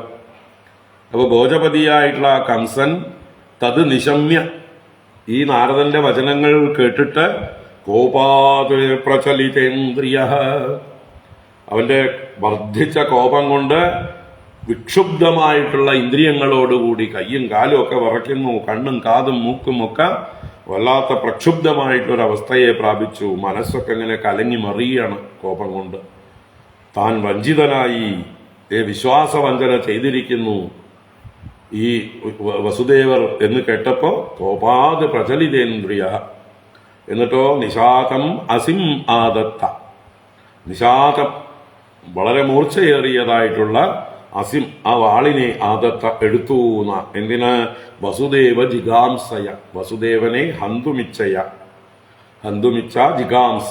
അപ്പൊ വസുദേവനെ കൊല്ലുവാനായി കൊണ്ടുള്ള ആഗ്രഹത്തോടെ വാളെടുത്തുകൊണ്ട് വിറച്ചുകൊണ്ട്, അല്ലെ, വെളിച്ചപ്പാടിനെ പോലെ കോപത്തോടുകൂടി അവിടേക്ക് വസുദേവന്റെ നേർക്ക് എവിടെയാണ് അദ്ദേഹം ഉള്ളത് വെച്ചാൽ അവിടേക്ക് കുതിക്കാനായി കൊണ്ട് പുറപ്പെട്ടു. പക്ഷേ നാരദൻ അവിടെ അതിനുവേണ്ടി തന്നെയാ കാത്തു നിന്നത്. നിവാരിതോ നാരദേന, നാരദൻ നിവാരണം ചെയ്തു. എന്ത് പണിയാ നീ കാണിക്കണത്? നീ ഇപ്പൊ വസുദേവരെ ഇപ്പൊ തന്നെ കൊന്നു കഴിഞ്ഞാൽ പിന്നെ നിന്റെ ശത്രുവിനെ കൊല്ലാൻ നിനക്ക് എങ്ങനെയാ സാധിക്കുക? അവരിങ്ങോട്ട് വരുമോ? പിന്നെ മാത്രമല്ല അവരെപ്പോഴായാലും ശക്തി ആർജിച്ചു വന്ന് നിന്നെ കൊല്ലാനിടയാവുകയും ചെയ്യും. നേരെ മറിച്ച് നീ ഇപ്പൊ ഈ അവിവേകം പ്രവർത്തിക്കാതെ നല്ലതുപോലെ ബുദ്ധി ഉപയോഗിക്കേ, ബുദ്ധി കൊണ്ട് ചിന്തിക്കേ, എങ്ങനെയാണ് ആ രണ്ടുപേരെയും ഇങ്ങടേക്ക് കൊണ്ടുവരേണ്ടത് എന്ന് ആലോചിക്കേ. ഇനിയും നീ അങ്ങോട്ട് ആളുകളെ അയച്ചുകൊണ്ടിരുന്നിട്ട് കാര്യമൊന്നുമില്ല. അവിടെ അവര് ശക്തന്മാരാണ്, അല്ലെ? ഓരോരുത്തരും സ്വഗൃഹത്തിലെ ശക്തന്മാരാണ്, സ്വക്ഷേത്രത്തിൽ ശക്തന്മാരാണ്, അല്ലേ? അപ്പൊ തിണ്ണമെടുക്ക് എന്ന് പറഞ്ഞൊരു സംഭവമുണ്ട്. അവനവന്റെ വീട്ടിന്റെ മുമ്പിൽ അവനവൻ കേമന്മാരാണ്. അപ്പൊ അതുകൊണ്ട് നീ ഇങ്ങനെ ആളുകളെ ഇങ്ങനെ അയച്ചുകൊണ്ടിരിക്കുകയല്ല വേണ്ടത്, അവരെ എങ്ങോട്ട് കൊണ്ടുവരിക? നിന്റെ തിണ്ണയിലേക്ക്, നിന്റെ ക്ഷേത്രത്തിലേക്ക്, നിന്റെ അധീനതയിലേക്ക് കൊണ്ടുവന്ന് ഇവിടുന്ന് കൊല്ലാനാണ് നോക്കേണ്ടത്. അപ്പൊ അവരെ ഇങ്ങോട്ട് കൊണ്ടുവരണമെങ്കിൽ എന്ത് വേണം? ഇവിടെ വസുദേവരുടെ മരണം അത്യാഹിതമൊന്നും നടക്കാൻ പാടില്ല. വസുദേവരൊക്കെ അവിടെ ജീവനോടെ ഉണ്ടെങ്കിലേ അവർക്ക് വരാനുള്ളതായിട്ടൊരു ധൈര്യമുണ്ടാവുകയുള്ളൂ. അതുകൊണ്ട് അവരെ നയത്തിൽ വരുത്താനാണ് നോക്കേണ്ടത്. അല്ലാതെ നീ അവിവേകം ചെയ്യല്ലേ, നിനക്ക് പിന്നെ കൊല്ലാം. ഈ വസുദേവരെ കൊല്ലാൻ നിനക്ക് വലിയ പണിയൊന്നുമില്ലല്ലോ. അത് കൃഷ്ണനെ വധിച്ച ശേഷം നീ ഇഷ്ടം പോലെ ചെയ്തോ, ഇങ്ങനെയൊക്കെ പറഞ്ഞിട്ടുണ്ടാവും. ഇവിടെ നാരദേന നിവാരിത എന്ന് മാത്രമേ പറഞ്ഞുള്ളൂ. നിവാരിതോ നാരദേന. സുഖബ്രഹ്മർഷിക്ക് അത്രേ പറയാൻ സമയമുള്ളൂ, അത്രേ പറയേണ്ട ആവശ്യമുള്ളൂ, അല്ലേ? ബാക്കിയുള്ളതൊക്കെ വേണ്ടതുപോലെ നാരദൻ പറഞ്ഞിട്ടുണ്ട്.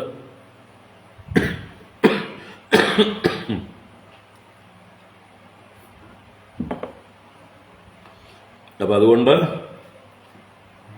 നീ ഇവരെ ഇവിടെ വെച്ച് കൊന്നു കഴിഞ്ഞാൽ അത് വലിയ നഷ്ടം നിനക്കുണ്ടാക്കും. കൃഷ്ണരാമന്മാരെ പിന്നെ ഒരിക്കലും നിനക്ക് കാണാൻ പോലും കിട്ടില്ല, കൊല്ലാനും പറ്റില്ല. അവരേതെങ്കിലും രീതിയിൽ നിന്നെ വധിക്കുന്നതുമായിരിക്കും. അപ്പോൾ നീ സാമർത്ഥ്യം കാണിക്കേണ്ടത് അവരെ ഇങ്ങോട്ട് വരുത്താൻ നോക്കുകയാണ് വേണ്ടത്. അതിന് വല്ല ഐഡിയകളും നോക്ക്, ആശയങ്ങൾ നോക്ക് എന്ന് ഉപദേശിച്ചു. അങ്ങനെയാണ് ശരി, അതിൽ നിന്ന് നിവർത്തിച്ചു. നിവാരിതോ നാരദേന തൽ സുതൗ മൃത്യുമാത്മനഃ ജ്ഞാത്വാ. തൽ സുതൗ, ആ വസുദേവന്റെ സുതൗ, രണ്ടുപേര്, രണ്ട് പുത്രന്മാര്, ആത്മനഃ മൃത്യും ജ്ഞാത്വ, എന്റെ മൃത്യു, എന്റെ അന്തകന്മാർ അവരാണ്, അല്ലാതെ വസുദേവനല്ല. വസുദേവനെ കൊന്നതുകൊണ്ട് എന്റെ മൃത്യുവിൽ നിന്ന് ഞാൻ രക്ഷപ്പെടാൻ പോകുന്നില്ല. അപ്പോൾ തന്റെ മൃത്യുവിനെ ഇല്ലാതാക്കണമെങ്കിൽ ആ രണ്ടുപേരെയാണ് വധിക്കേണ്ടത്, അല്ലാതെ വസുദേവനെ അല്ല എന്നറിഞ്ഞുകൊണ്ട് വിവേകത്തോടെ ലോഹമയൈഹി പാശൈഹി ബബന്ധ സഹ ഭാര്യയാ. അപ്പൊ അതുവരെ വസുദേവർ സ്വതന്ത്രനായിരുന്നു. ഇപ്പതാ ഈ വിവരം അറിഞ്ഞതോടുകൂടിയിട്ട് ലോഹമയൈഹി പാശൈഹി, ഇരുമ്പ് കൊണ്ടോ ലോഹങ്ങളെ കൊണ്ടുള്ളതായിട്ടുള്ള പാശങ്ങളെ കൊണ്ട്, കയറുകളെ കൊണ്ട് അല്ലെങ്കിൽ ചങ്ങലകളെ കൊണ്ട് സഹഭാര്യയാ ബബന്ധ, വസുദേവനെ ഭാര്യയോടുകൂടി, ദേവകിയോടുകൂടി ബന്ധിച്ചു, കാരാഗൃഹത്തിലാക്കി വീണ്ടും. അപ്പൊ ഇത്രയും കാലം, കുറച്ചു കാലം സ്വാതന്ത്ര്യം അനുഭവിക്കുകയായിരുന്നു, 10-11 കൊല്ലമായിട്ട് അല്ലെ. ആ ദേവി ആകാശത്തിൽ ഉയർന്ന് നിരപരാധികളെ എന്തിനാ നീ ഉപദ്രവിക്കണമെന്നൊക്കെ പറഞ്ഞപ്പോ വസുദേവരുടെയും ദേവകിയുടെയും കാല് പിടിച്ച് ക്ഷമാപണം ചെയ്ത് കംസൻ അവരെ സ്വതന്ത്രരാക്കിയതാണ്. അങ്ങനെ 11 വർഷമായിട്ട് ഇത്തിരി ഒരു സ്വാതന്ത്ര്യം അനുഭവിച്ചു വരികയാണ്. എങ്കിലും ഉള്ളിൽ തീയാണ് അല്ലേ. ഈ കംസന്റെ ഓരോ പദ്ധതികളും അറിയുന്നുണ്ട്. ഇടയ്ക്കിടയ്ക്കിടയ്ക്ക് ഓരോരോ അസുരന്മാരെ അയച്ചുവിടുന്നുണ്ട്. പല ന്യൂസുകളും ഗോകുലത്തിൽ നിന്ന് കേൾക്കുന്നുണ്ട്. ഇന്ന് ഇന്ന ഇത് സംഭവിച്ചു, ഇന്ന് ഇന്ന അസുരൻ അവിടെ വെച്ച് വധിക്കപ്പെട്ടു. ഇങ്ങനെ ഓരോ കഥകളും കേൾക്കുമ്പോൾ ഇവിടെ ഉള്ളിൽ കിടിലമുണ്ടാകുന്നുണ്ട്. അങ്ങനെ 10-11 കൊല്ലത്തിന് ശേഷം വീണ്ടും ഇതാ ബന്ധനസ്ഥരാവുകയാണ്. പാശൈർ ബബന്ധ സഹഭാര്യയാണ്. ഇപ്പൊ വന്ന കാര്യം കഴിഞ്ഞു. ആരുടെ? നാരദന്റെ. നീ അവരെ ഇങ്ങോട്ട് കൊണ്ടുവരാനുള്ള വല്ല ഉപായവും നോക്ക് എന്നാ പറഞ്ഞത്. അപ്പൊ പിന്നെ നാരദൻ പോയി. അതിനുശേഷം കംസൻ ആലോചനകൾ ചെയ്യണം.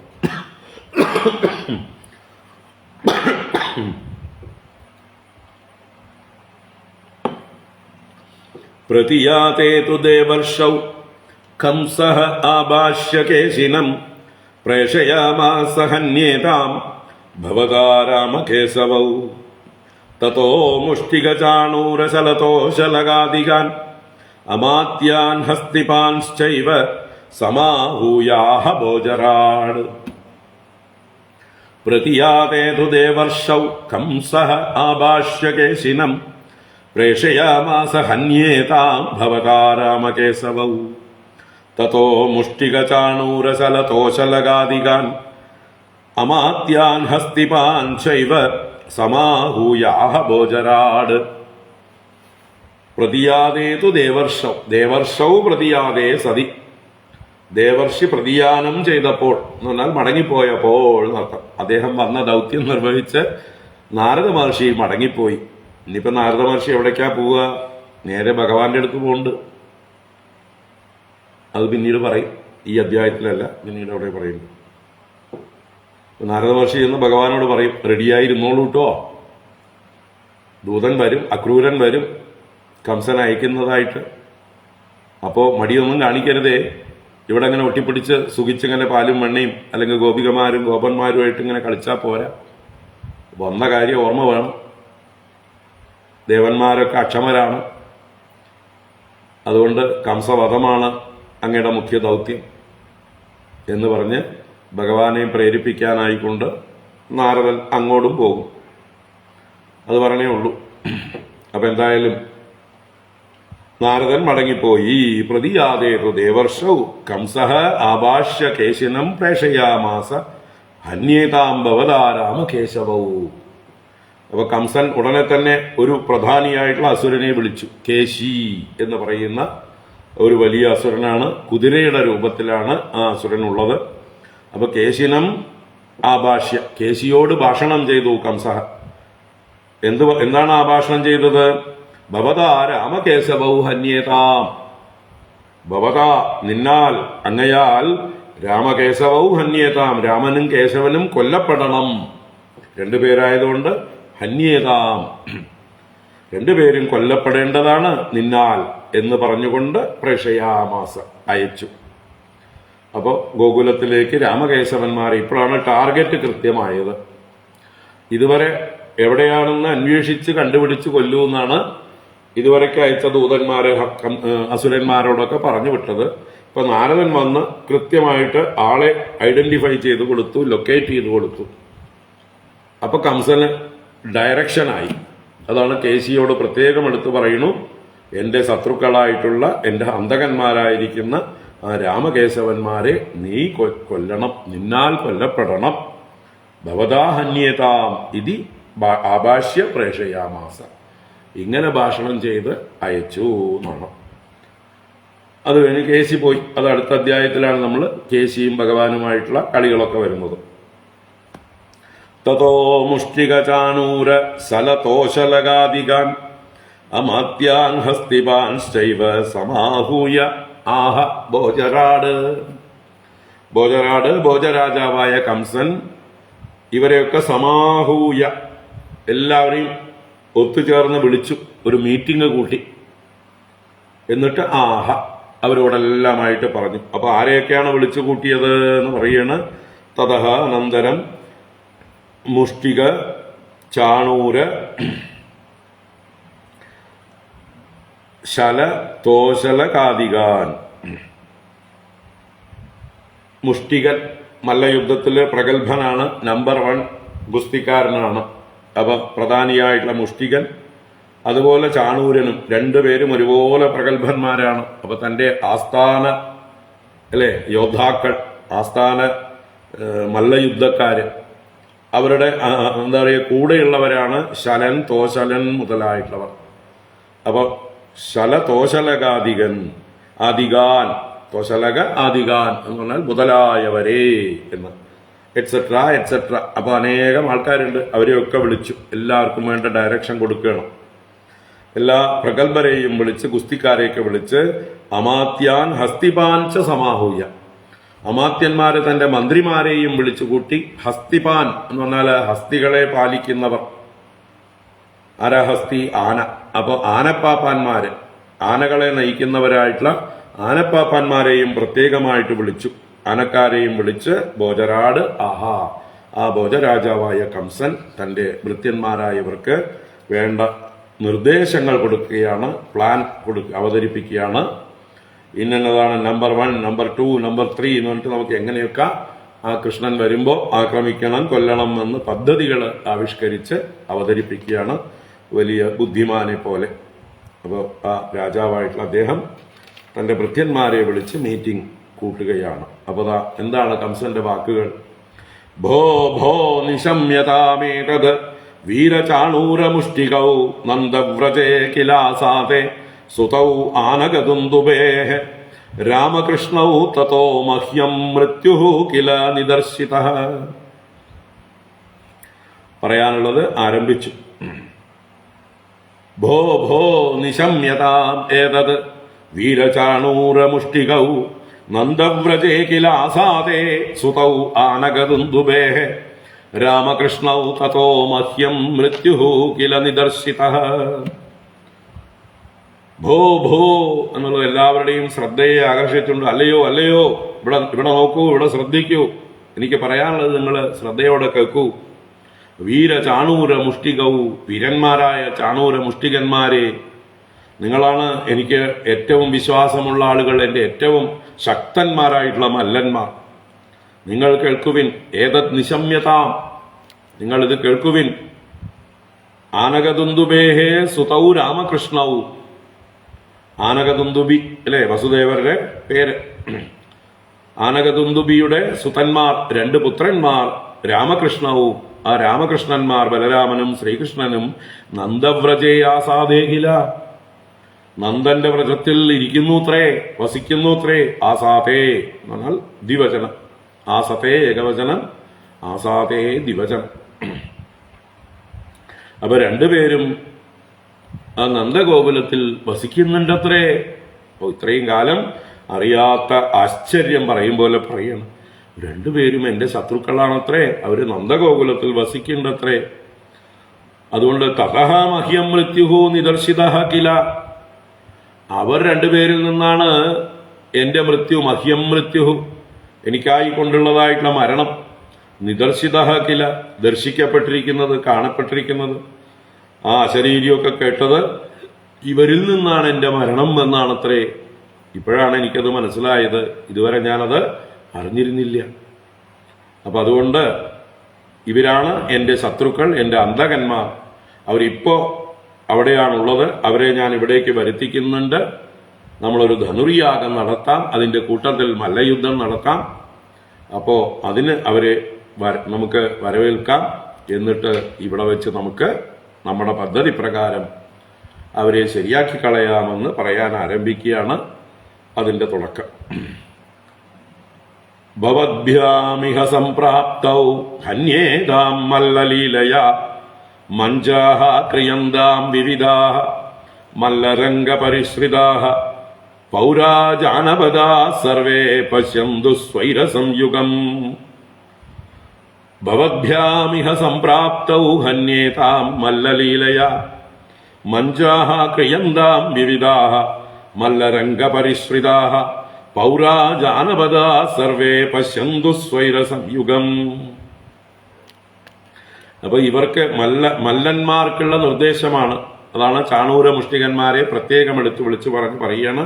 ഭവദ്ഭ്യാം, ഭവദ്ഭ്യാം നിങ്ങൾ രണ്ടുപേരാലും, ചാണൂര മുഷ്ടികാഭ്യാം, ഇഹ സംപ്രാപ്തൗ ഹന്യേതാം മല്ലലീലയ, ഇഹ സംപ്രാപ്തൗ രാമകൃഷ്ണ, ആ രാമകൃഷ്ണന്മാരിവിടെ വന്നു ചേരൂലോ, അവരെവിടത്തേക്ക് വരുത്തുന്നുണ്ട് ഞാൻ. അപ്പൊ അവരിവിടെ വന്നു ചേരുമ്പോൾ സംപ്രാപ്തൗ രാമകൃഷ്ണവും മല്ലലീലയാ ഹന്യേതാം, എങ്ങനെ കൊല്ലപ്പെടണം? മല്ലലീല കൊണ്ട് അവർ കൊല്ലപ്പെടണം, വധിക്കപ്പെടണം. അപ്പൊ അതിനെന്ത് വേണം? മല്ലരംഗങ്ങളൊക്കെ ഒരുക്കണം. അതാണ് മഞ്ജാഹ ക്രിയന്താം വിവിധാഃ, വിവിധാഃ മഞ്ജാഹ ക്രിയന്താം, വിവിധങ്ങളായിരിക്കുന്ന മഞ്ചങ്ങൾ ചെയ്യപ്പെടട്ടെ. അതിന് നിങ്ങൾക്കറിയാലോ, നിങ്ങൾ സാധാരണ ഇവിടെ പല തവണയായിട്ട് അന്യരാജ്യങ്ങളിലെ മല്ലന്മാരൊക്കെ വന്ന് ഇവിടെ മല്ലയുദ്ധമൊക്കെ അവതരിപ്പിക്കാറുണ്ടല്ലോ. അപ്പൊ നമ്മള് ഗാലറിയൊക്കെ പണിയാറുണ്ട് അല്ലേ? അതാണ് ഗാലറിയാണ് ഇവിടുത്തെ മഞ്ചങ്ങൾ എന്ന് പറയുന്നത്, ഇരിപ്പിടങ്ങൾ. അപ്പോൾ ആ മല്ലരംഗം ഒരുക്കി അതിന് ചുറ്റും കാണികൾക്കിരിക്കാനായി കൊണ്ടുള്ളതാണ് പ്രത്യേകമായിട്ടുള്ള സ്ഥാനങ്ങൾ അല്ലേ? VIP, IP എന്ന് പറഞ്ഞ ലെവലില് ഓരോരുത്തർക്കും പ്രത്യേകമായിട്ടുള്ള ആസനങ്ങളൊക്കെ ഒരുക്കണം. വരുന്ന രാജാക്കന്മാരെയൊക്കെ ക്ഷണിക്കുന്നുണ്ട്, അതിഥികളൊക്കെ വരും. അപ്പൊ അവർക്കൊക്കെ പ്രത്യേകം ഇരിക്കാനുള്ളതായിട്ടുള്ള, അതാണ് വിവിധാഹ മഞ്ചാഹ ക്രിയന്താം. നിങ്ങളാണ് അതിന് മേൽനോട്ടം വഹിക്കേണ്ടത്, നേതൃത്വം കൊടുക്കേണ്ടത്. നിങ്ങൾക്കല്ലേ കാര്യങ്ങളൊക്കെ അറിയുള്ളൂ. അപ്പൊ വിവിധാഹ മഞ്ചാഹ ക്രിയന്താം. എന്നിട്ട് മല്ലരംഗ പരിശ്രിതാഹ പൗരാഹ ജാനപദാ സർവേ സ്വൈര സംയുഗം പശ്യന്തു. നിങ്ങൾ തമ്മിലുള്ള സ്വൈര സംയുഗം, സ്വൈരം എന്ന് പറഞ്ഞാൽ സ്വതന്ത്രമായി, സ്വേച്ഛയായി എന്ന് വെച്ചാലോ നല്ല വിശാലമായിരിക്കണം എന്നർത്ഥമാണ്. ഇടുങ്ങിയ മഞ്ചമൊന്നും പോരാ, അല്ലെങ്കിൽ മൈതാനമൊന്നും പോരാ. നല്ല രീതിയിൽ ഒരുക്കിക്കൊള്ളൂ. നിങ്ങൾ തമ്മിൽ വേണ്ട രീതിയിൽ നിങ്ങൾക്ക് യുദ്ധം ചെയ്യാനായിട്ട്, സ്വതന്ത്രമായിട്ടുള്ള നിങ്ങളുടെ മല്ലയുദ്ധം അവതരിപ്പിക്കാനായി കൊണ്ടുള്ള വേദി ഒരുക്കിക്കോളൂ. അതാണ് സ്വൈര സംയുഗം. സർവേ ജാനപദാഹ പൗരാഹ പശ്യന്തു. പൗരന്മാരെന്ന് പറഞ്ഞാൽ പുരിയിൽ വസിക്കുന്നവർ, പട്ടണത്തിൽ വസിക്കുന്നവർ, മധുരാപുരിവാസികൾ. ജാനപദാഹ എന്ന് പറഞ്ഞാൽ തൊട്ട അപ്പുറത്തുള്ളതായിട്ടുള്ള ജനപദങ്ങളിൽ, സബർബൻസ്. അപ്പോ മധുരാപുരിക്ക് ചുറ്റുമുള്ളതായിട്ടുള്ള നഗരപ്രാന്തങ്ങളിൽ വസിക്കുന്നതായിട്ടുള്ള ആളുകൾ, ജനപദങ്ങളിൽ വസിക്കുന്നവരും വരട്ടെ, എല്ലാവരും വരണം. അവരൊക്കെ എവിടെ ഇരുന്ന് കാണണം? മല്ലരംഗ പരിശ്രിതാഹ.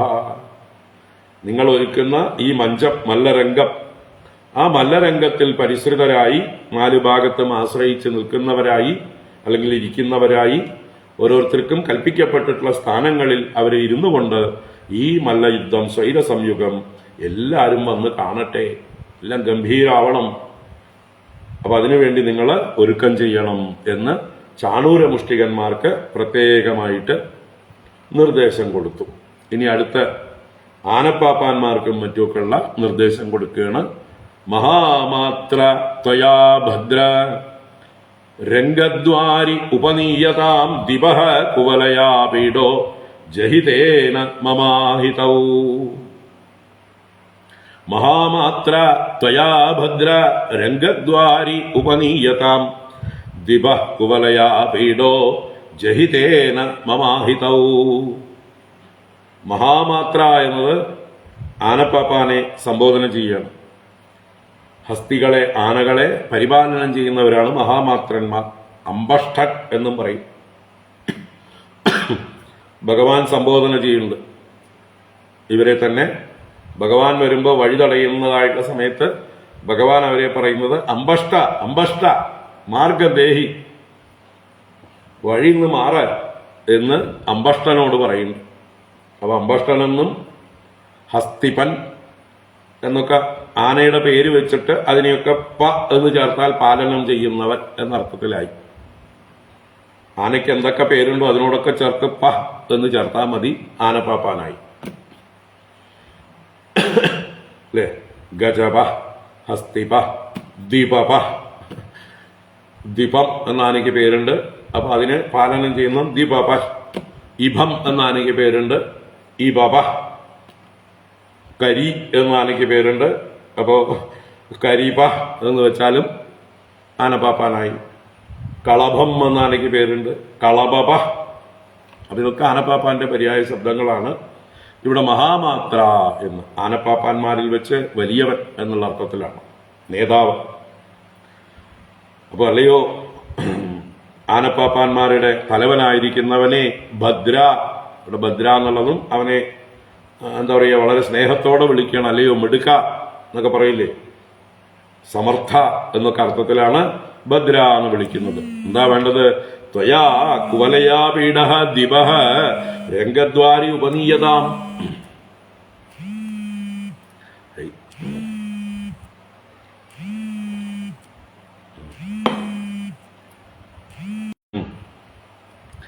ത്വയാ നിന്നാൽ, കുവലയാ പീഡഃ ദിവഃ. ദിവഃ എന്നുള്ളത് ആനയുടെ പേര്, ആനയുടെ പര്യായം. പല പ്രാവശ്യം പറഞ്ഞു തന്നിട്ടുള്ളതാണ്. എന്തുകൊണ്ട് ദ്വിപം അല്ലെ? ആനയ്ക്ക് ഓരോ പേരിനും ഓരോ അർത്ഥമുണ്ട്. ദ്വാഭ്യാം പിബതീതി ദിവഃ, രണ്ടുകൊണ്ട് കുടിക്കുന്നത്. എന്താ രണ്ടുകൊണ്ട്? ആദ്യം തുമ്പിക്കൈ കൊണ്ട് വെള്ളം എടുക്കുന്നു, പിന്നെ വായിലേക്ക് വെക്കുന്നു. വായിക്കൂടെയാണ് കുടിക്കുന്നത്, തുമ്പിക്കൈ കളക്ട് ചെയ്യണം. തുമ്പിക്കൈയിൽ സംഭരിച്ച ശേഷം വായിലേക്ക് ഒഴിച്ചു കൊടുക്കുന്നു. അപ്പൊ ദ്വാഭ്യാം പിബതി, രണ്ടുകൊണ്ട് കുടിക്കുക, രണ്ട് പ്രാവശ്യമായിട്ട് കുടിക്കുക എന്നൊക്കെ അർത്ഥത്തിലാണ് ദിവഃ. അപ്പൊ ഇവിടുത്തെ ഏതാ ദിവഃ? കുവലയാ പീഡഃ, കംസന്റെ കസ്റ്റഡിയിലുള്ള ഏറ്റവും വലിയ ആനയാണ് കുവലയാ പീഠം. നല്ലൊരു പേരാണ് അല്ലെ? കുവലയം എന്നാൽ ഭൂമണ്ഡലം. കു എന്നാൽ ഭൂമിയാണ്, വലയം എന്നാൽ മണ്ഡലമാണ്. അതിന് ആപീഠമായിരിക്കുന്നത്, അലങ്കാരമായിരിക്കുന്നത്. അപ്പൊ ഭൂമിക്ക് അലങ്കാരമായിരിക്കുന്നതാണ് ഈ ആന അല്ലേ? ഗജകേസരി, ഗജരത്നം അല്ലേ, കളഭകേസരി എന്നൊക്കെ പറഞ്ഞ് ഇപ്പൊ നമ്മള് നാട്ടുകാര് പല ക്ഷേത്രങ്ങളിലും ആനകൾക്ക് പല ടൈറ്റിലുകളും കൽപ്പിച്ചു കൊടുക്കുന്നുണ്ട്. അവർ കൂട്ടത്തിൽ ഇതും വേണമെങ്കിൽ ആവാം. കുവലയാ പീഠം എന്നും ആനയ്ക്ക് പേര് കൽപ്പിച്ചു കൊടുക്കാം. പേരെന്ന് പറഞ്ഞാൽ ടൈറ്റിലാണത്. പിന്നെ ആനയ്ക്കിതാ പുതിയ അവാർഡ് പ്രഖ്യാപിക്കുന്നു, പത്മഭൂഷൺ പോലെ കുവലയാ പീഠ എന്താ പറയുക, നാമം കൊടുത്ത്, ടൈറ്റിൽ കൊടുത്ത് അതിനെ ബഹുമാനിക്കുന്നു. ക്ഷേത്രക്കാർക്കൊന്നും കമ്മിറ്റിക്കാർക്കൊന്നും അറിയാത്തത് കൊണ്ടാണ്, ഈ പേരിന്റെ അർത്ഥം എന്താണെന്ന് അറിയാത്തത് കൊണ്ടാണ് കുട്ടികളിത് തുടങ്ങാത്തത്. ഇനിയിപ്പോൾ ഞാൻ പറഞ്ഞ് പലരെയും പ്രേരിപ്പിക്കുന്നുണ്ട്. വേണമെങ്കിൽ ആയിക്കോട്ടെ, കേൾക്കുന്നവരാരെങ്കിലും ഉണ്ടെങ്കിൽ പിടിച്ചോട്ടെ അല്ലേ? പുതിയൊരു ടൈറ്റിൽ ആയിക്കോട്ടെ. എല്ലാ ആനകൾക്കും ഇപ്പോൾ കളഭകേസരി അല്ലെങ്കിൽ ഗജരത്നം, ഗജകേസരി എന്നൊക്കെ പറഞ്ഞ് ഒരേ പേര് തന്നെ കൊടുത്തുകൊണ്ടിരിക്കുന്നത് എന്തിനാ? ഒരു ചേഞ്ച് ഇരിക്കട്ടെ, ഒരു പുതിയ പേരിരിക്കട്ടെ. അപ്പൊ കുവലയാ പീഠം എന്ന് പേര് കൊടുത്തോളൂ. ദോഷമുള്ള പേരൊന്നുമല്ല, പേരൊക്കെ നല്ല പേര് തന്നെ, ഗംഭീര പേരാണ്. കുവലയത്തിന് ആ പീഠം. ഭൂമണ്ഡലത്തിന് മുഴുവൻ അലങ്കാരമായിരിക്കുന്നത്. അപ്പോ കുവലയാപീഠ ദ്വിപ രംഗദ്വാരി ഉപനീയതാം. രംഗദ്വാരി, ആ മല്ലരംഗത്തിലേക്ക് പ്രവേശിക്കുന്നതായിട്ടുള്ള ആ കവാടത്തിൽ, ദ്വാരത്തിൽ ഉപനീയതാം, അവിടെ കൊണ്ടുവന്ന് നിർത്തണം, ഉപനയിക്കപ്പെടണം. അവിടെ കാവല് ഈ കുവലയാപീഠം എന്ന ആനയുണ്ടാവണം. തേന മേ അഹിതൗ ജഹി. അപ്പോൾ ആദ്യം ഫസ്റ്റ് അറ്റംപ്റ്റ് എവിടെയാവണം? ഈ ആനയെ കൊണ്ടാവണം എന്ന് പറയണം. തേന, ആ കുവലയാപീഠത്തിനാൽ മമ അഹിതൗ, എന്റെ ശത്രുക്കൾ രണ്ടുപേരും ജഹി, അവരെ രണ്ടുപേരെയും കൊന്നുകളഞ്ഞാലും.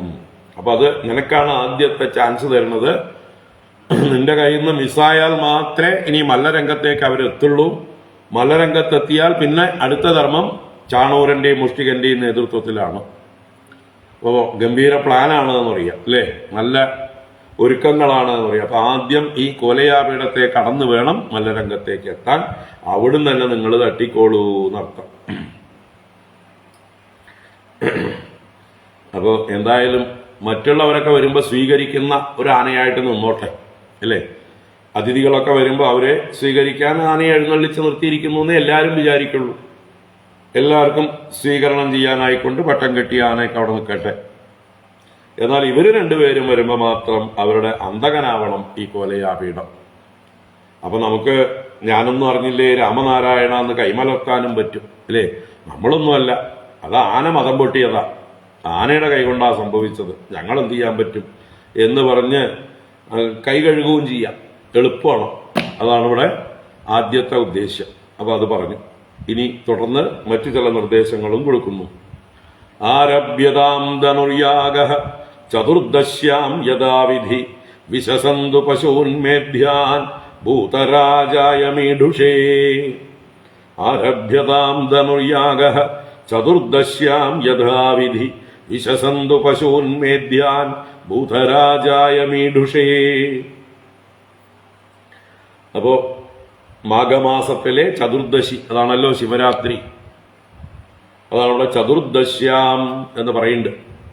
ചതുർദശി ദിവസത്തില് യഥാവിധി ധനുർയാഗം ആരഭ്യതാം. യഥാവിധി വേണ്ടതുപോലെ ഭഗവാന്റെ വില്ലാണത്. ആ മഹാദേവന്റെ ആ വില്ലിനെ പൂജിക്കുന്നതായിട്ട് ശിവരാത്രിയോടനുബന്ധിച്ച് ആ ധനുർയാഗം ആരംഭിക്കപ്പെടട്ടെ. മീഡുഷേ ഭൂതരാജായ മേദ്യാൻ പശൂൻ വിശസന്തു. കംസന്റെ അസുര സ്വഭാവമാണ്, അതിനനുസരിച്ചാണ് പൂജ. അപ്പോ താമസ രാജസ പൂജകളായിരിക്കും, സാത്വിക പൂജയൊന്നും ആയിരിക്കില്ല. അപ്പൊ അതുകൊണ്ട് എന്താ പറയണത്? മീഡുഷേ ഭൂതരാജായ. ഭൂതരാട്ട് ആരാണ്? ഭൂതങ്ങളുടെ എല്ലാം അധിപൻ മഹാദേവൻ. മീഡ്വാനാണ്. മീഡ്വാൻ എന്ന് പറഞ്ഞാല് അഭീഷ്ടവരങ്ങളെയെല്ലാം വർഷിക്കുന്നവൻ, ദാനം ചെയ്യുന്നവൻ എന്നൊക്കെ അർത്ഥം. ആഗ്രഹിക്കുന്ന വരങ്ങളെ കൊടുക്കുന്നവൻ മീഡ്വാൻ. ആ മീഡ്വാൻ എന്നുള്ളതിന്റെ ചതുർത്ഥിയാണ് മീഡുഷേ. മീഡുഷേ ഭൂതരാജായ. മീഡ്വാനായ അഥവാ അഭീഷ്ടവരദായകനായ ആ ഭൂതരാജാവിനായിക്കൊണ്ട്, മഹാദേവനായിക്കൊണ്ട് മേദ്യാൻ പശൂൻ വിശസന്തു. മേദ്യങ്ങളായ പശുക്കളെ, മേദ്യങ്ങൾ എന്ന് പറഞ്ഞാൽ യാഗങ്ങളിൽ ഉപയോഗിക്കാൻ അർഹിക്കുന്നതായിട്ടുള്ള പശുക്കളെ ഹിംസിക്കുകയും വേണം, ബലി കൊടുക്കപ്പെടണം എന്നർത്ഥം. അപ്പൊ അങ്ങനെ ബലിക്കൊക്കെ ആയിട്ട് നിർദ്ദേശം കൊടുക്കുകയാണ്. അപ്പോ എന്തായാലും മഹാവിഷ്ണുവാണ് തന്റെ ശത്രു. അതിന് മഹാവിഷ്ണുവിനെ ജയിക്കണമെങ്കിൽ ആരുടെ പ്രീതി വേണം? മഹാദേവന്റെ പ്രീതി വേണം. അപ്പൊ മഹാദേവ പ്രീതിക്കായിക്കൊണ്ട് ഈ എന്താ പറയുക, മൃഗബലിയെല്ലാം ചെയ്തുകൊണ്ടാവട്ടെ ധനുർയാഗം നടത്തുന്നത്, ഗംഭീരമാവട്ടെ എന്നാണ് അദ്ദേഹത്തിന്റെ ആവശ്യം. അപ്പോ ശിവരാത്രിയോടനുബന്ധിച്ചാണ് ഈ പൂജ നടത്തുന്നത്. ഇത്യാജ്ഞാപ്യാർത്ഥതന്ത്രജ്ഞഃ ആഹൂയ യദുപുംഗവം ഗൃഹീത്വാ പാണിനാ പാണിം തതോ അക്രൂരമുവാചഃ. ഇത്യാജ്ഞാപ്യാർത്ഥതന്ത്രജ്ഞഃ ആഹൂയ യദുപുംഗവം ഗൃഹീത്വാ പാണിനാ പാണിം തതോ അക്രൂരമുവാചഃ. അങ്ങനെ അർത്ഥതന്ത്രജ്ഞ. അർത്ഥതന്ത്രജ്ഞ എന്ന് പറഞ്ഞാൽ അർത്ഥമെന്നാൽ പ്രയോജനം, കാര്യത്തിന്റെ പ്രയോജനമാണ് അർത്ഥം. അതിന്റെ തന്ത്രങ്ങൾ അറിയുന്നവൻ തന്ത്രജ്ഞൻ. അപ്പോൾ തനിക്ക് കാര്യം സാധിക്കേണ്ട വഴിയെല്ലാം അറിയുന്നവനായിട്ട് മിടുക്കനായിട്ടുള്ള കംസൻ ഇതി ആജ്ഞാപ്യ, ഇങ്ങനെ മല്ലന്മാരോടും ആനക്കാരോടും മറ്റ് അമാത്യന്മാരോടും എല്ലാം ആജ്ഞാപിച്ചിട്ട് എന്ത് ചെയ്തു? യദുപുങ്കവം അക്രൂരമാഹൂയ, യാദവന്മാരിൽ വെച്ച് ശ്രേഷ്ഠനായ അക്രൂരനെ ആഹ്വാനം ചെയ്തിട്ട്, വസുദേവരുടെ കസിൻ ബ്രദറാണ് അക്രൂരൻ, ഒരു അനുജന്റെ സ്ഥാനമാണ്. ശൂരസേനന്റെ അനുജന്റെ മകനാണ്. അക്രൂരന്റെ അച്ഛന്റെ പേര് ഗാവൽഗണി അല്ല, അതെ ഗാവൽഗണി എന്ന് വിളിക്കും. ഗാവൽഗൻ പേര് ഓർമ്മ വരുന്നില്ല. എന്തായാലും അദ്ദേഹത്തിന്റെ മകനാണ് അക്രൂരൻ. അപ്പോൾ അക്രൂരനെ വിളിപ്പിച്ചിട്ട് ആഹൂയ പാണിനാ പാണിം ഗൃഹീത്വ, സ്നേഹം അഭിനയിച്ചുകൊണ്ട്, കാര്യം സാധിക്കണമല്ലോ അല്ലെ, കാര്യം കാണാൻ കഴുത കാലും പിടിക്കും. അപ്പോ അക്രൂരന്റെ കൈ പിടിച്ച് തലോടിക്കൊണ്ട്, അതാണ് പാണിനാ പാണിം ഗൃഹീത്വ, കൈകൊണ്ട് കയ്യനെ പിടിച്ച് തതഹ ഉവാചഹ, അക്രൂരനോട് പിന്നീട് ഇങ്ങനെ പറഞ്ഞു. അക്രൂരനോട് തന്റെ ദൗത്യം ഏൽപ്പിക്കുകയാണ്. ഭോ ഭോ ദാനപതേ മഹ്യം ക്രിയതാ മൈത്രമാദൃതഃ നാന്യസ്ത്വത്തോ ഹിതതമോ വിദ്യതേ ഭോജവൃഷ്ണിഷു. ഭോ ഭോ ദാനപതേ മഹ്യം ക്രിയതാ മൈത്രമാദൃതഃ നാന്യസ്ത്വത്തോ ഹിതതമോ വിദ്യതേ ഭോജവൃഷ്ണിഷു. ഭോ ഭോ ദാനപതേ, ദാനം ചെയ്യുന്നവരിൽ വെച്ച് ശ്രേഷ്ഠനാണ് അക്രൂരൻ. അപ്പോ നല്ല ഗുണങ്ങളുള്ളവനെ ശ്രേഷ്ഠനാണ്. അന്ന് മറ്റുള്ളവർക്കൊക്കെ പലതും ദാനം ചെയ്യുന്നു, എനിക്കും ഒരു ദാനം ചെയ്യണം, ഒരു ഉപകാരം ചെയ്യണം. എന്താണ് ഈ ഒരു കാര്യം ഞാൻ ഏൽപ്പിക്കുന്ന കാര്യം? അതാണ് മഹ്യം ക്രിയതാം മൈത്രം ആദൃത.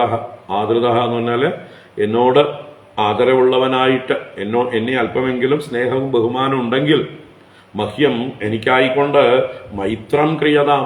മൈത്രം എന്നാൽ മിത്രധർമ്മം. ഒരു മിത്രത്തിന് ചെയ്യേണ്ടതായിട്ടുള്ള കർത്തവ്യം. അപ്പൊ നീ എനിക്കൊരു സഹായം ചെയ്യണം, അതാണ് എനിക്ക് നിന്നിൽ നിന്ന് ദാനമായിട്ട് വേണ്ടത്. നീ ദാനപതിയല്ലേ.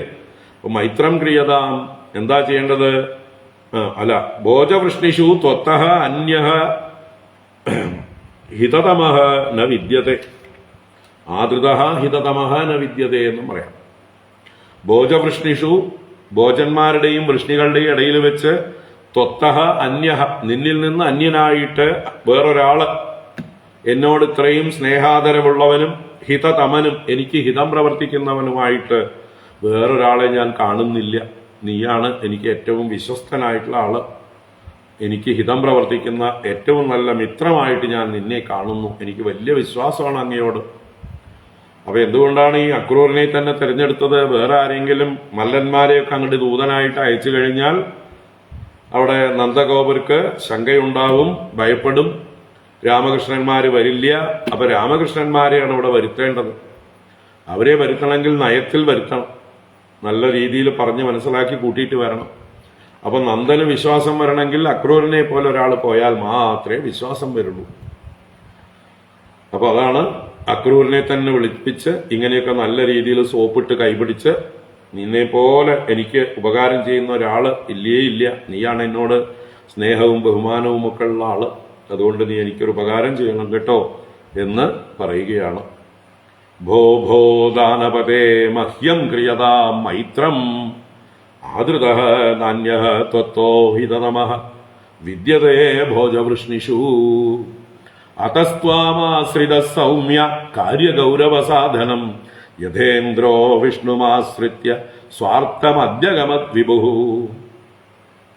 അതസ്ത്വാമാശ്രിത സൗമ്യ കാര്യഗൗരവസാധനം യഥേന്ദ്രോ വിഷ്ണുമാശ്രിത്യ സ്വാർത്ഥമദ്യഗമത് വിഭുഃ.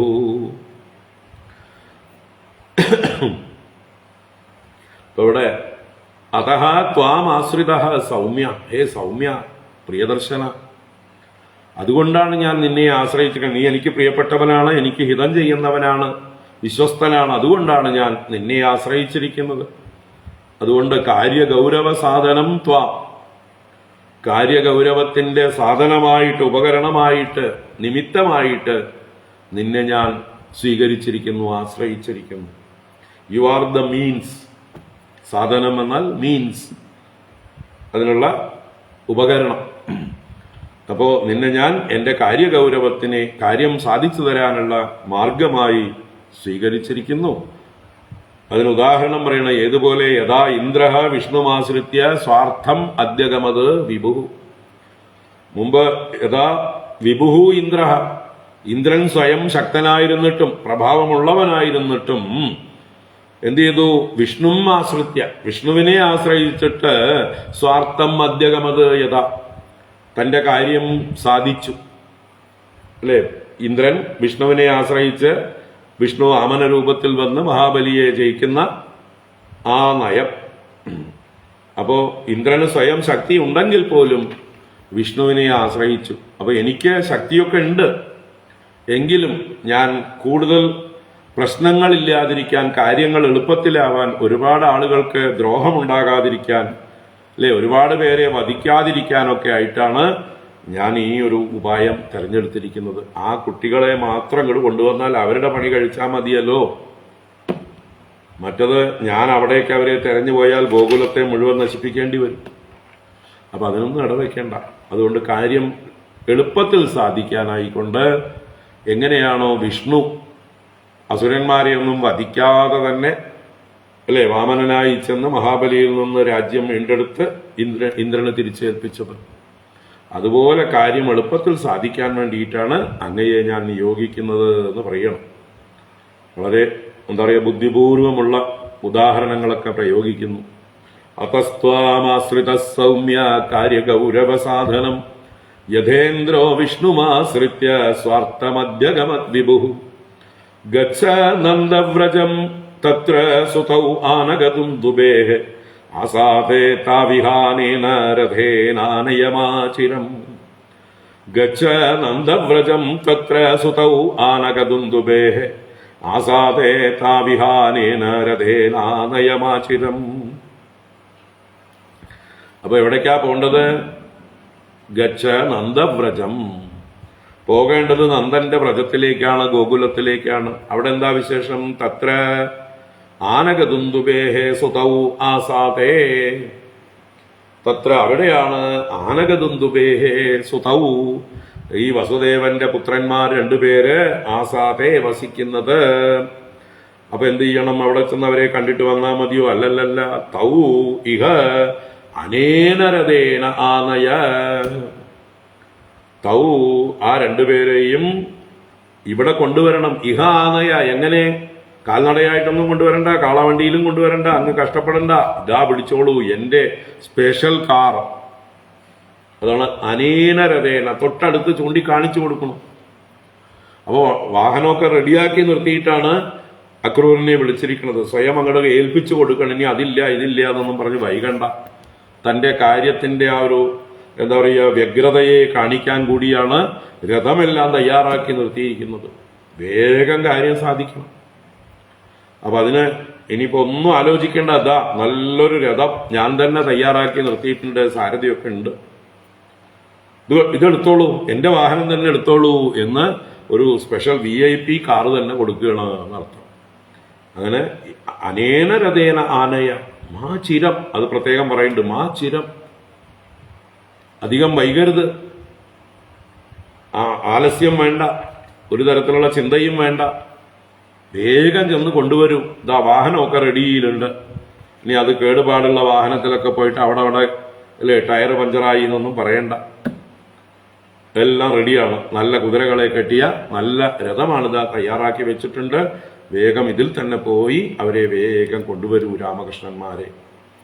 നിസൃഷ്ട കില മേ മൃത്യു ദേവൈർവൈകുണ്ഠ സംശ്രയൈ താവാനയ സമം കോപൈ നന്ദാദ്യൈ സാഭ്യുപായനൈ.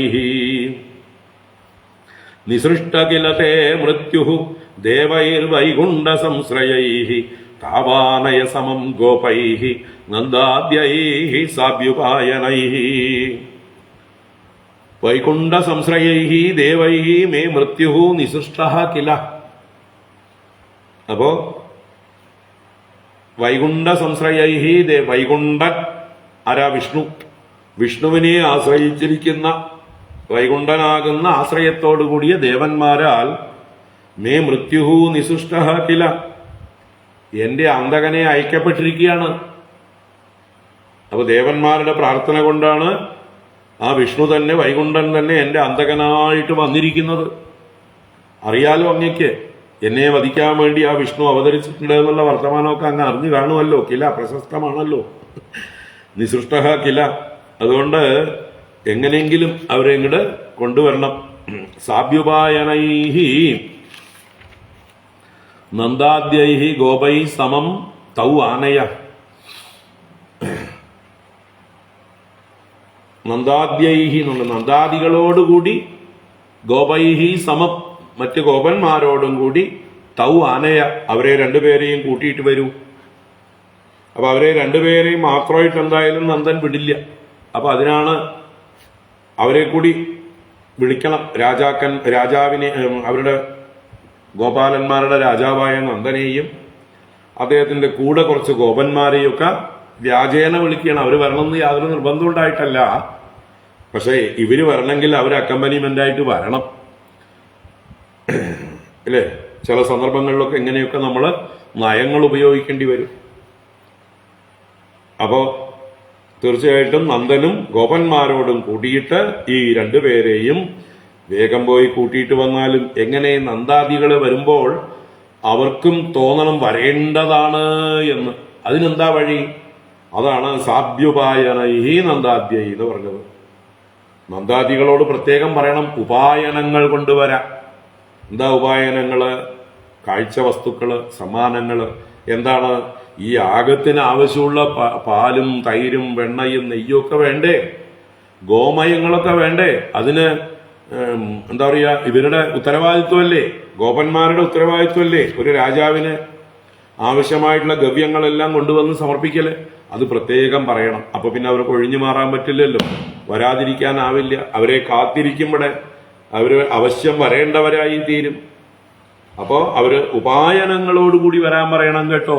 വെറും കൈയോടെ വന്നാ പോരാ, കാഴ്ചക്കാരാവാനല്ല. അവർക്ക് ദൗത്യമുണ്ട്. അവർ പശുക്കളുടെ പാല്, തൈര്, വെണ്ണ, നെയ്യ് മുതലായതൊക്കെ ഇങ്ങോട്ട് കൊണ്ടുവരണമെന്ന് പ്രത്യേകം പറയണം. അപ്പൊ പിന്നെ അവർക്ക് ഒഴിഞ്ഞു മാറാൻ പറ്റില്ലല്ലോ. നല്ല ബുദ്ധിയാണ് അല്ലേ. അപ്പൊ ഉപായനങ്ങളോടുകൂടി നന്ദാദികൾ ഗോപന്മാരോടുകൂടി വരട്ടെ. ഈ രാമകൃഷ്ണന്മാരെ അങ്ങ് തന്നെ ഈ രഥത്തിൽ കൂട്ടിക്കൊണ്ടു പോന്നോളൂ. മറ്റവരൊക്കെ അവരുടെ വണ്ടികളിൽ വന്നോളൂ. ഇതാണ് ഉദ്ദേശ്യം. എന്നിട്ടോ ഉള്ള കാര്യം കംസൻ തുറന്നു പറയുന്നുണ്ട്. ആരോട്? അക്രൂരനോട്. ഘാതയിഷ്യേഹാനീതൗ കാലകൽപേന ഹസ്തിന യതി മുക്തൗ തതോ മല്ലൈഹി ഘാതയേ വൈദ്യുതോപമൈഹി. ഘാതയിഷ്യേ ഇഹാനീതൗ കാലകൽപേന ഹസ്തിന യതി മുക്തൗ തതോ മല്ലൈഹി ഘാതയേ വൈദ്യുതോപമൈഹി. ഇഹ ആനീതൗ തൗ കാലകൽപേന ഹസ്തിന ഘാതയിഷ്യേ. ഘാതയിഷ്യേ എന്ന് പറഞ്ഞാൽ അഹം ഘാതയിഷ്യേ, ഞാൻ അവരെ കൊല്ലിപ്പിക്കും എന്നാണ്. ഭാവിയിൽ കൊല്ലിപ്പിക്കും എന്നുള്ള അർത്ഥത്തിലാണ് ഘാതയിഷ്യേ. അപ്പോ ആരെ കൊണ്ട് കൊല്ലിപ്പിക്കും?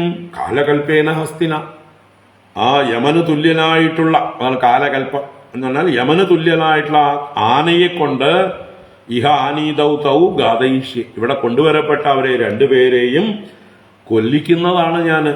ഇനി അഥവാ യതി മുക്തൗ തതഃ, ഈ ആനയുടെ പിടിയുന്നവർ എങ്ങനെയെങ്കിലും മുക്തരായാലോ അപ്പോഴും ഞാൻ വിടില്ല. മല്ലൈഹി ഘാതയേ വൈദ്യുതോപമൈഹി. വൈദ്യുതോപമൈഹി മല്ലൈഹി ഘാതയേ. വൈദ്യുതോപമന്മാര് എന്ന് പറഞ്ഞാല് ഇടിവെട്ടിന് തുല്യന്മാരായിട്ടുള്ളവർ, മിന്നൽ പോലെയുള്ളവർ, ഇന്ദ്രന്റെ അശനി പോലെ, വജ്രായുധം പോലെ ശക്തന്മാരായിട്ടുള്ളവർ എന്നൊക്കെ അർത്ഥത്തിലാണ് വൈദ്യുതോപമൈഹി മല്ലൈഹി. ആ മല്ലന്മാരെ കൊണ്ട് ഘാതയെ കൊല്ലിക്കും. അപ്പോൾ ഒന്ന് വിട്ടാൽ ഒന്ന് ഓപ്ഷൻ ഉണ്ട് എനിക്ക്, ഞാൻ റെഡിയാണ്, പ്രിപ്പയർഡാണ്.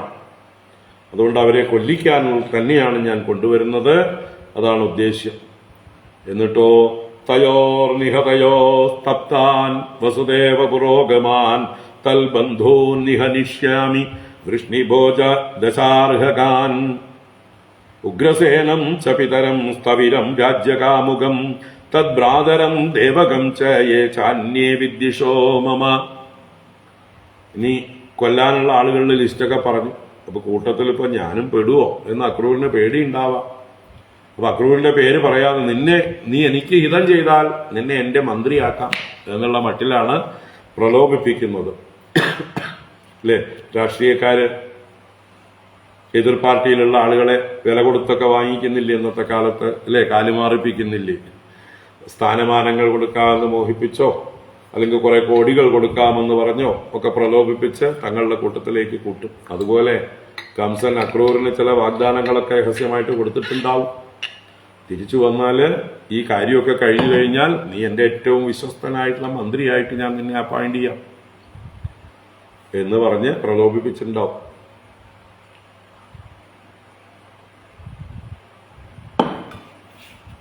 അപ്പൊ എന്തായാലും തയോർ നിഹതയോ തപ്താൻ വസുദേവ പുരോഗമാൻ തദ്ബന്ധൂൻ നിഹനിഷ്യാമി വൃഷ്ണിഭോജ ദശാർഹകാൻ. തയോഹോ നിഹതയോഹോ സതോഹോ, ആ രണ്ടുപേർ കൊല്ലപ്പെട്ട് കഴിയുമ്പോൾ, ആ രാമകൃഷ്ണന്മാർ രണ്ടുപേരും നിഹനിക്കപ്പെട്ട് കഴിയുന്നതായിട്ടുള്ള സമയത്ത് തപ്താൻ വസുദേവ പുരോഗമാൻ, ആ താപം അനുഭവിക്കുന്ന ദുഃഖിതന്മാരായിട്ടുള്ള വസുദേവൻ മുതലായവരെ, വസുദേവൻ മുമ്പിൽ നടക്കുന്ന ഗ്രൂപ്പിനെ. അപ്പൊ എന്തായാലും അവർ തപിച്ചുകൊണ്ട് ഇനിയിപ്പോ ജീവിച്ചിരുന്നിട്ട് എന്ത് കാര്യം, അല്ലേ? അവരെയും കൂടെ പറഞ്ഞേക്കാം. അപ്പൊ അവരുടെ താപവും മാറും. തപ്താൻ വസുദേവ പുരോഗമാൻ, അതുപോലെ തന്നെ വൃഷ്ണിഭോജ ദശാർഹകാൻ തദ്ബന്ധൂൻ, വൃഷ്ണികള്, ഭോജന്മാര്, ദശാർഹന്മാര് മുതലായിട്ടുള്ള അവരുടെയൊക്കെ ബന്ധുക്കളെയും ആ വർഗത്തെ മുഴുവൻ, ദേവാംശന്മാരായിട്ടുള്ള ആളുകളെ മുഴുവൻ നിഹനിഷ്യാമി, അവരെയൊക്കെ ഞാൻ കൊല്ലും. അപ്പൊ എനിക്ക് എതിരായി നിൽക്കുന്നവരെയൊക്കെ, എനിക്ക് ശത്രുക്കളാണെന്ന് തോന്നുന്നവരെയൊക്കെ ഞാൻ നിഹനിക്കും, കൊന്നുകളയും, ഒട്ടും പ്രയാസമില്ലാതെ. ആദ്യം ഇവരെ രണ്ടുപേരെ തട്ടണം, അത് കഴിഞ്ഞാൽ പിന്നെ ബാക്കിയുള്ളവരെയൊക്കെ എളുപ്പമാണ്. അതുപോലെ എൻ്റെ അച്ഛൻ ഉഗ്രസേനൻ, അയാള് വൃദ്ധനായിട്ടും അയാൾക്ക് രാജ്യത്തിൽ കൊതിയോടുകൂടി ഇരിക്കുക എപ്പോഴും. അതാ പറയുന്നത് ഉഗ്രസേനം ച പിതരം സ്ഥവിര രാജ്യകാമുകം തദ്ഭ്രാതരം ദേവകം ച യേ ചാന്യേ വിദ്യുഷോ മമ. സ്ഥവിരൻ എന്ന് പറഞ്ഞാൽ വൃദ്ധൻ എന്നർത്ഥമാണ്. അനേകകാലം ഭൂമിയിൽ ജീവിച്ചവൻ.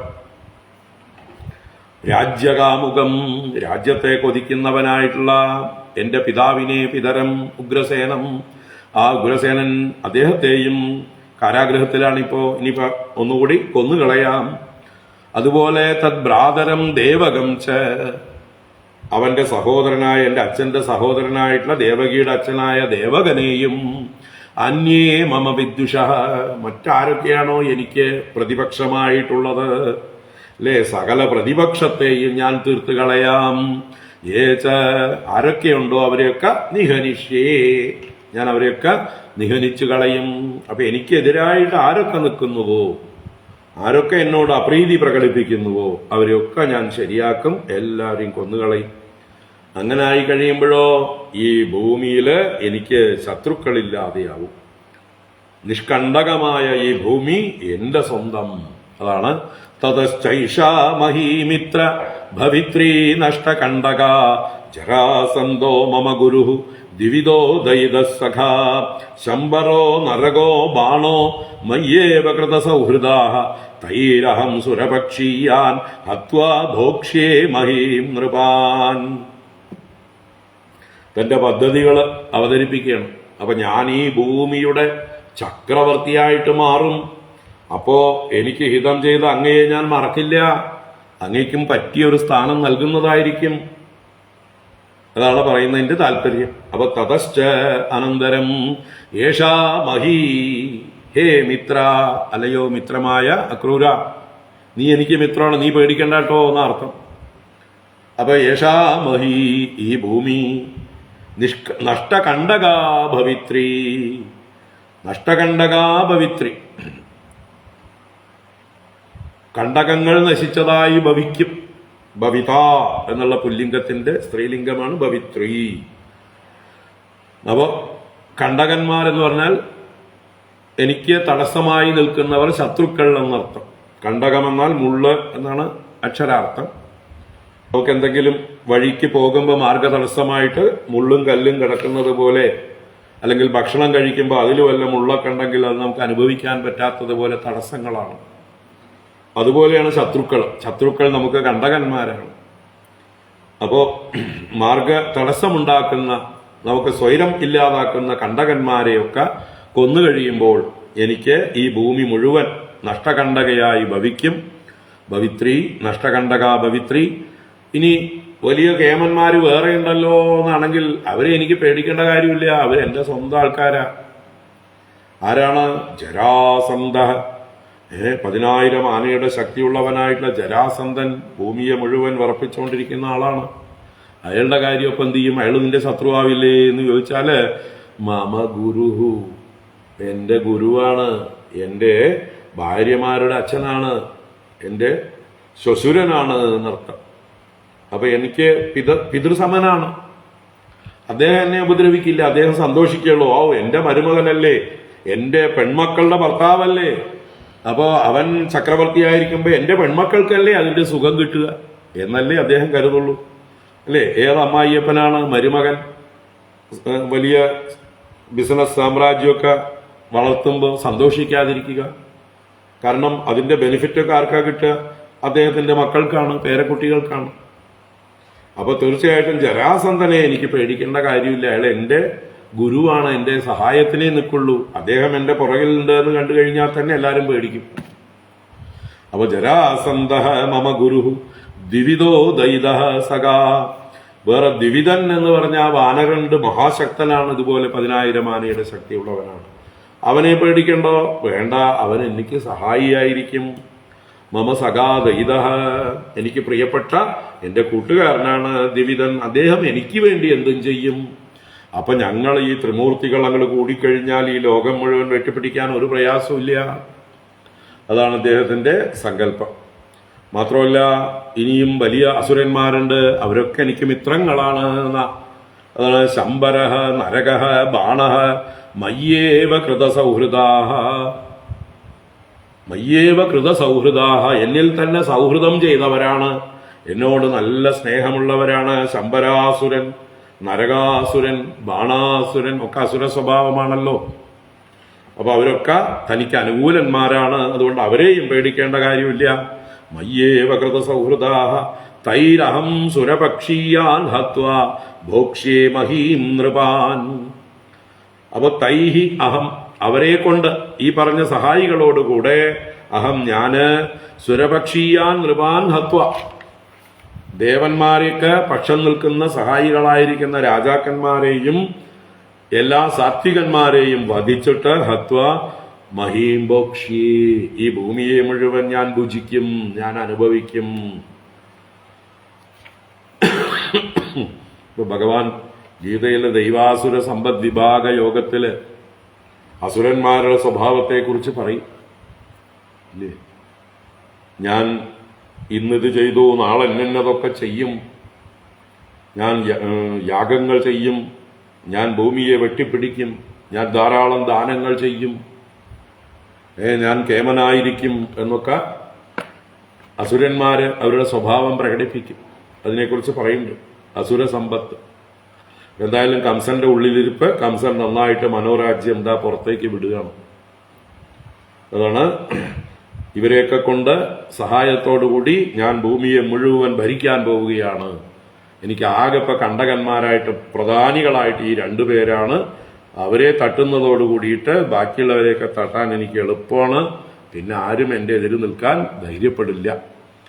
ശംബരോ നരകോ ബാണോ മയ്യേവ കൃതസൗഹൃദാഹ തൈരഹം സുരപക്ഷീയാൻ ഹത്വാ ഭോക്ഷ്യേ മഹീം നൃപാൻ. ഏതജ്ഞാത്വാ ആനയക്ഷിപ്രം രാമകൃഷ്ണൗ ഇഹാർഭഗൗ ധനുർമക നിരീക്ഷാർത്ഥം ദ്രഷ്ടും യദുപുരശ്രിയം.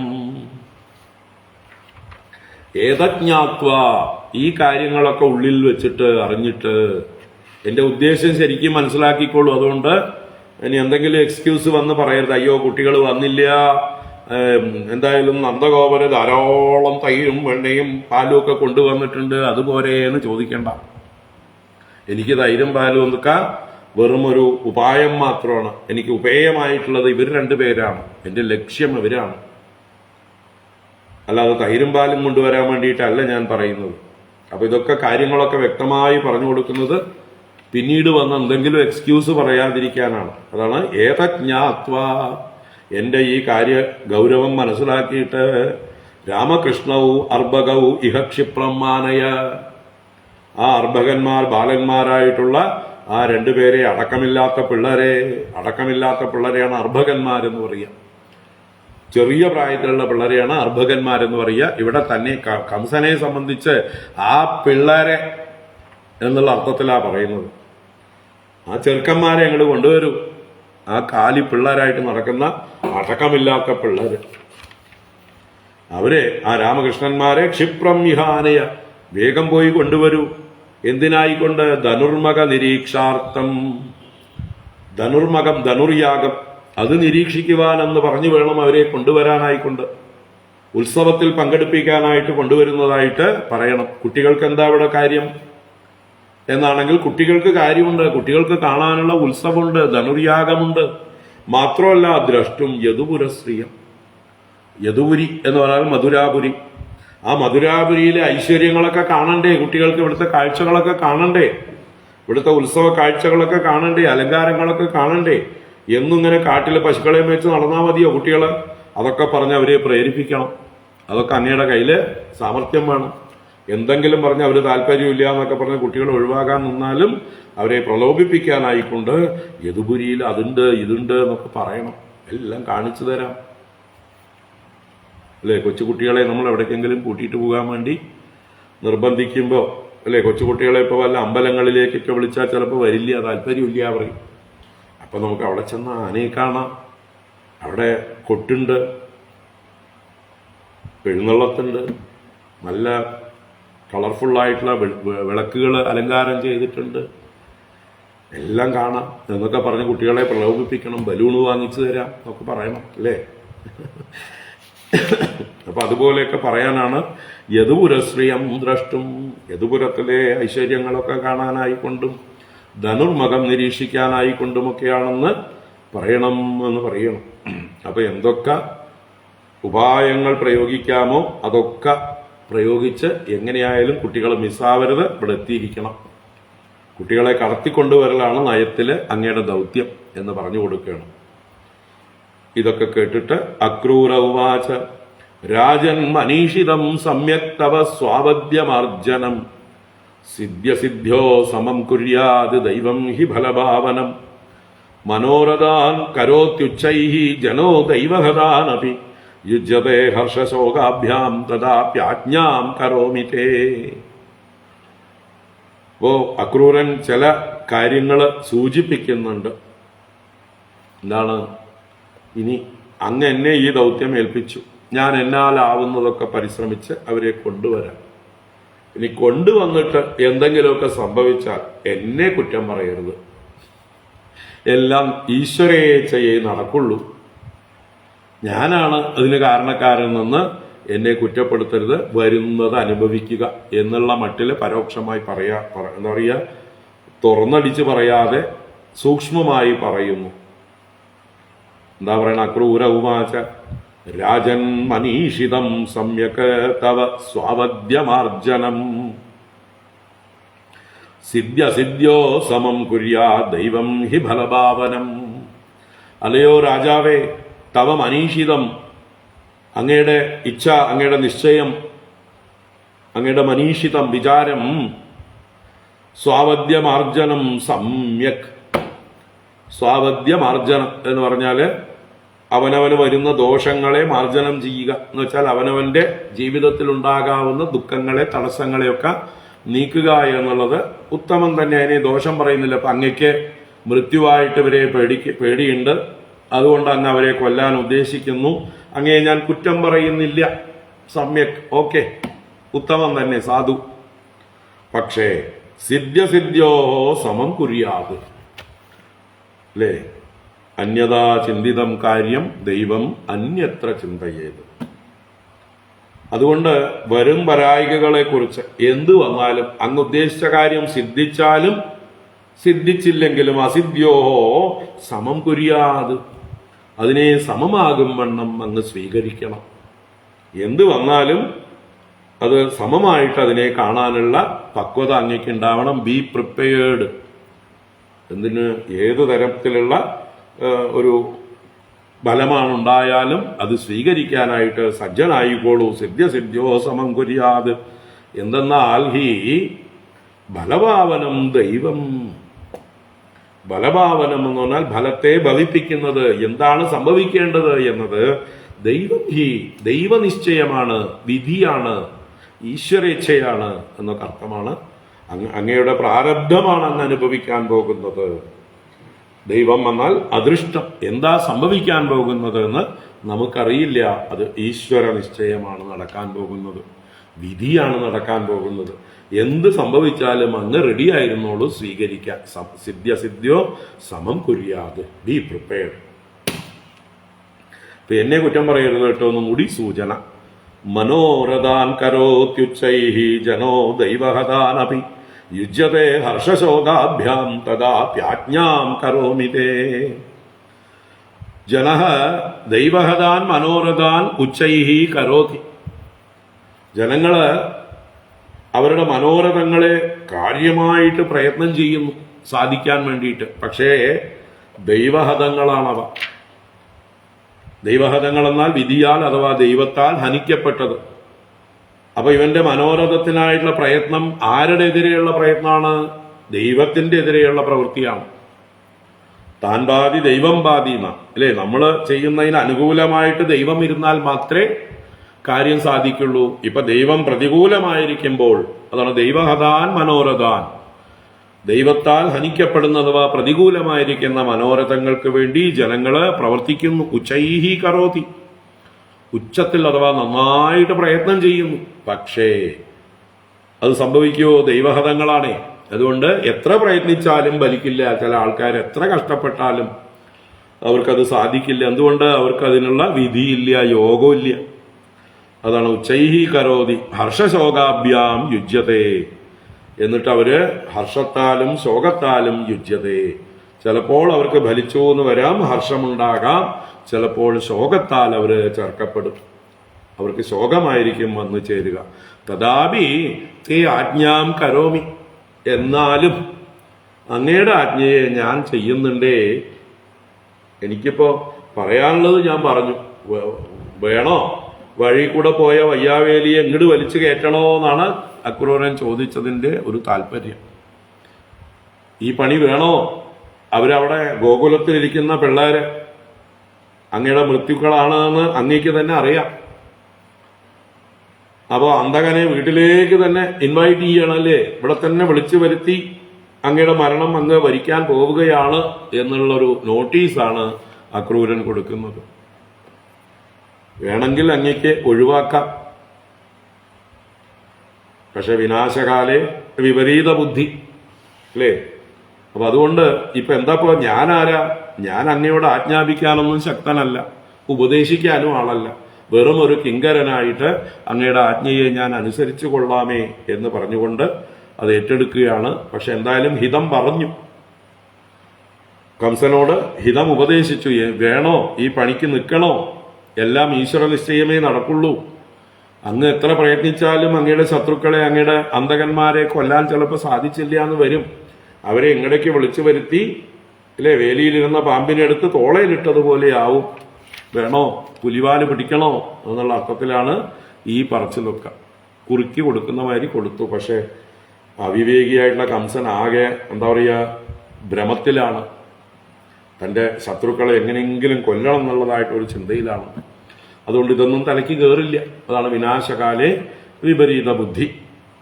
അപ്പോ ശ്രീശുക ഉവാച ഏവമാദിശ്യ ചാക്രൂരം മന്ത്രിണശ്ച വിസൃജ്യ സഹ പ്രവിവേശഗൃഹം കംസഃ തദാക്രൂരഃ സ്വം ആലയം. ശ്രീശുക ഉവാച ഏവമാദിശ്യ ചാക്രൂരം മന്ത്രിണശ്ച വിസൃജ്യ സഹ പ്രവിവേശഗൃഹം കംസഃ തഥാ ക്രൂരഃ സ്വം ആലയം. ശ്രീശുകൻ ആ കഥയെ ഉപസംഹരിക്കുന്നു ഈ ഭാഗത്തെ. ഏവം ആദിശ്യ ച അക്രൂരം മന്ത്രിണഃ ച വിസൃജ്യ സഹ കംസഃ. ആ കംസൻ അക്രൂരം ഏവം അക്രൂരനോട് ഇപ്രകാരം ആദേശം ചെയ്ത് മന്ത്രിണഃ വിസർജ്യ മന്ത്രികളെയും വിസർജിച്ച്, എന്ന് പറഞ്ഞാൽ നിങ്ങളൊക്കെ പൊക്കോളൂ, അവരവരുടെ കാര്യങ്ങൾ നോക്കിക്കോളൂ, പറഞ്ഞ കാര്യങ്ങളൊന്നും മറക്കരുത്, വേണ്ട പോലെ എല്ലാം പ്ലാൻ ചെയ്തോളൂ, പദ്ധതികളൊക്കെ അങ്ങനെ തന്നെ ഒരുങ്ങട്ടെ എന്ന് പറഞ്ഞ് മന്ത്രിമാരെയും പറഞ്ഞയച്ച് കംസഃ ഗൃഹം പ്രവിവേശ, തന്റെ ഗൃഹത്തിലേക്ക് പ്രവേശിച്ചു. കൊട്ടാരത്തിൽ നിന്ന്, സഭയിൽ നിന്ന് തിരിച്ച് അന്തഃപുരത്തിലേക്ക് പോയി. ഗൃഹം പ്രവിവേശ. തഥാ അക്രൂരഃ സ്വം ആലയം. അതുപോലെ തന്നെ അക്രൂരനും തന്റെ ഗൃഹത്തിലേക്കും പോയി. എന്തിനാ? അവിടുന്ന് ഭാര്യയോടും മറ്റൊക്കെ യാത്ര പറഞ്ഞ് വേണ്ട ഒരുക്കങ്ങളോടുകൂടി അല്ലേ യാത്രയുണ്ട്. അവിടുന്ന് പോയി ഒരു ദിവസമെങ്കിലും നിൽക്കേണ്ടി വരും. അപ്പൊ അതിനു വേണ്ട സാമഗ്രികളൊക്കെ എടുത്തിട്ട് വേണം പോകാനായിക്കൊണ്ട്. പെട്ടെന്നുള്ള മിഷനാണ്. അപ്പോൾ വീട്ടിൽ ചെന്നൊന്ന് പറഞ്ഞ് തനിക്ക് ആവശ്യമുള്ളതായിട്ടുള്ള വസ്ത്രാദികളും മറ്റുമൊക്കെ എടുത്തിട്ട് പോകാൻ. അതാണ് അക്രൂരഃ സ്വം ആലയം പ്രവിവേശ. അക്രൂരൻ തന്റെ ഗൃഹത്തിലേക്ക് മടങ്ങിപ്പോയി. ഇനി അക്രൂരന്റെ യാത്ര അടുത്ത അധ്യായം കഴിഞ്ഞിട്ടാണ്, 38-ാം അധ്യായത്തിലാണ് വർണ്ണിക്കാൻ പോകുന്നത്. അടുത്ത അധ്യായത്തിൽ കേശിവധം, വ്യോമാസുരവധം, നാരദൻ ഭഗവാന്റെ അടുത്തേക്ക് ചെല്ലുന്നതും അടുത്ത അധ്യായത്തിൽ ഉണ്ടാകും. അപ്പോ ഇവിടെ സമർപ്പിക്കുന്നു. ഹരിയോമിതി ശ്രീമദ് ഭാഗവതേ മഹാപുരാണേ പാരമഹംസ്യാം സംഹിതായാം ദശമസ്കന്ധേ അക്രൂര സംപ്രേഷണം നാമ ഷട്ത്രിംശത്തമോऽധ്യായഃ. സർവത്ര ഗോവിന്ദ നാമ സങ്കീർത്തനം. ഗോവിന്ദ ഗോവിന്ദ. നാരായണാഖില ഗുരോ ഭഗവൻ നമസ്തേ. നാരായണാഖില ഗുരോ ഭഗവൻ നമസ്തേ. നാരായണാഖില ഗുരോ ഭഗവൻ നമസ്തേ.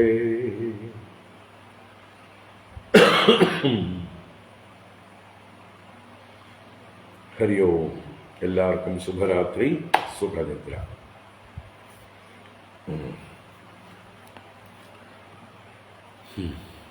നാളെ വൈകുന്നേരം ഉച്ചയ്ക്ക് ശേഷം 3:30 മണിക്ക് പെരിങ്ങോട്ടുകുറിച്ചി എന്ന് പറയുന്ന പാലക്കാട് ഒരു പ്രോഗ്രാമുണ്ട്. പെരിങ്ങോട്ടുകുറിച്ചി മന്നത്തുകാവ് ഉച്ചയ്ക്ക് 3:30-ക്കാണ്. രാവിലെ കുറെ ഗസ്റ്റുകൾ വരുന്നുണ്ട്. അതുകൊണ്ട് ചിലപ്പോൾ രാവിലെ ക്ലാസ് ഉണ്ടാവില്ല. വൈകുന്നേരം നേരത്തെ തിരിച്ചെത്തിയാൽ നോക്കാം. രാവിലത്തെ കാര്യം, ഗസ്റ്റുകൾ വരുന്ന കാര്യം തീരുമാനിച്ചിട്ട് ക്ലാസ് നോട്ടീസ് ചെയ്യാം. ശ്രദ്ധിച്ചോളൂ. ഉണ്ടെങ്കിൽ 11 മണിയോ 11:15 ഉണ്ടാവും. കുറച്ച് ആളുകൾ നാളെ വരുന്നുണ്ട് എന്ന് പറഞ്ഞിട്ട് അവരെന്തൊക്കെയാണ് ഉദ്ദേശിച്ച് വരണത്, എവിടെ നിന്നൊക്കെയാണ് വരണമെന്ന് അറിയില്ല. മഞ്ഞപ്ര രാമകൃഷ്ണാശ്രമത്തിൽ നിന്നുള്ള ആൾക്കാരാണ്.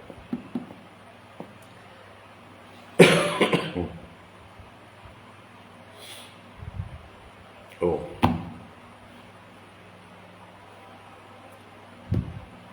നാളെ ക്ലാസ് ഇല്ലെങ്കിലും വിഷമിക്കേണ്ട, മറ്റന്നാൾ കാണാം. ഹരി ഓം. ഹരി ഓം.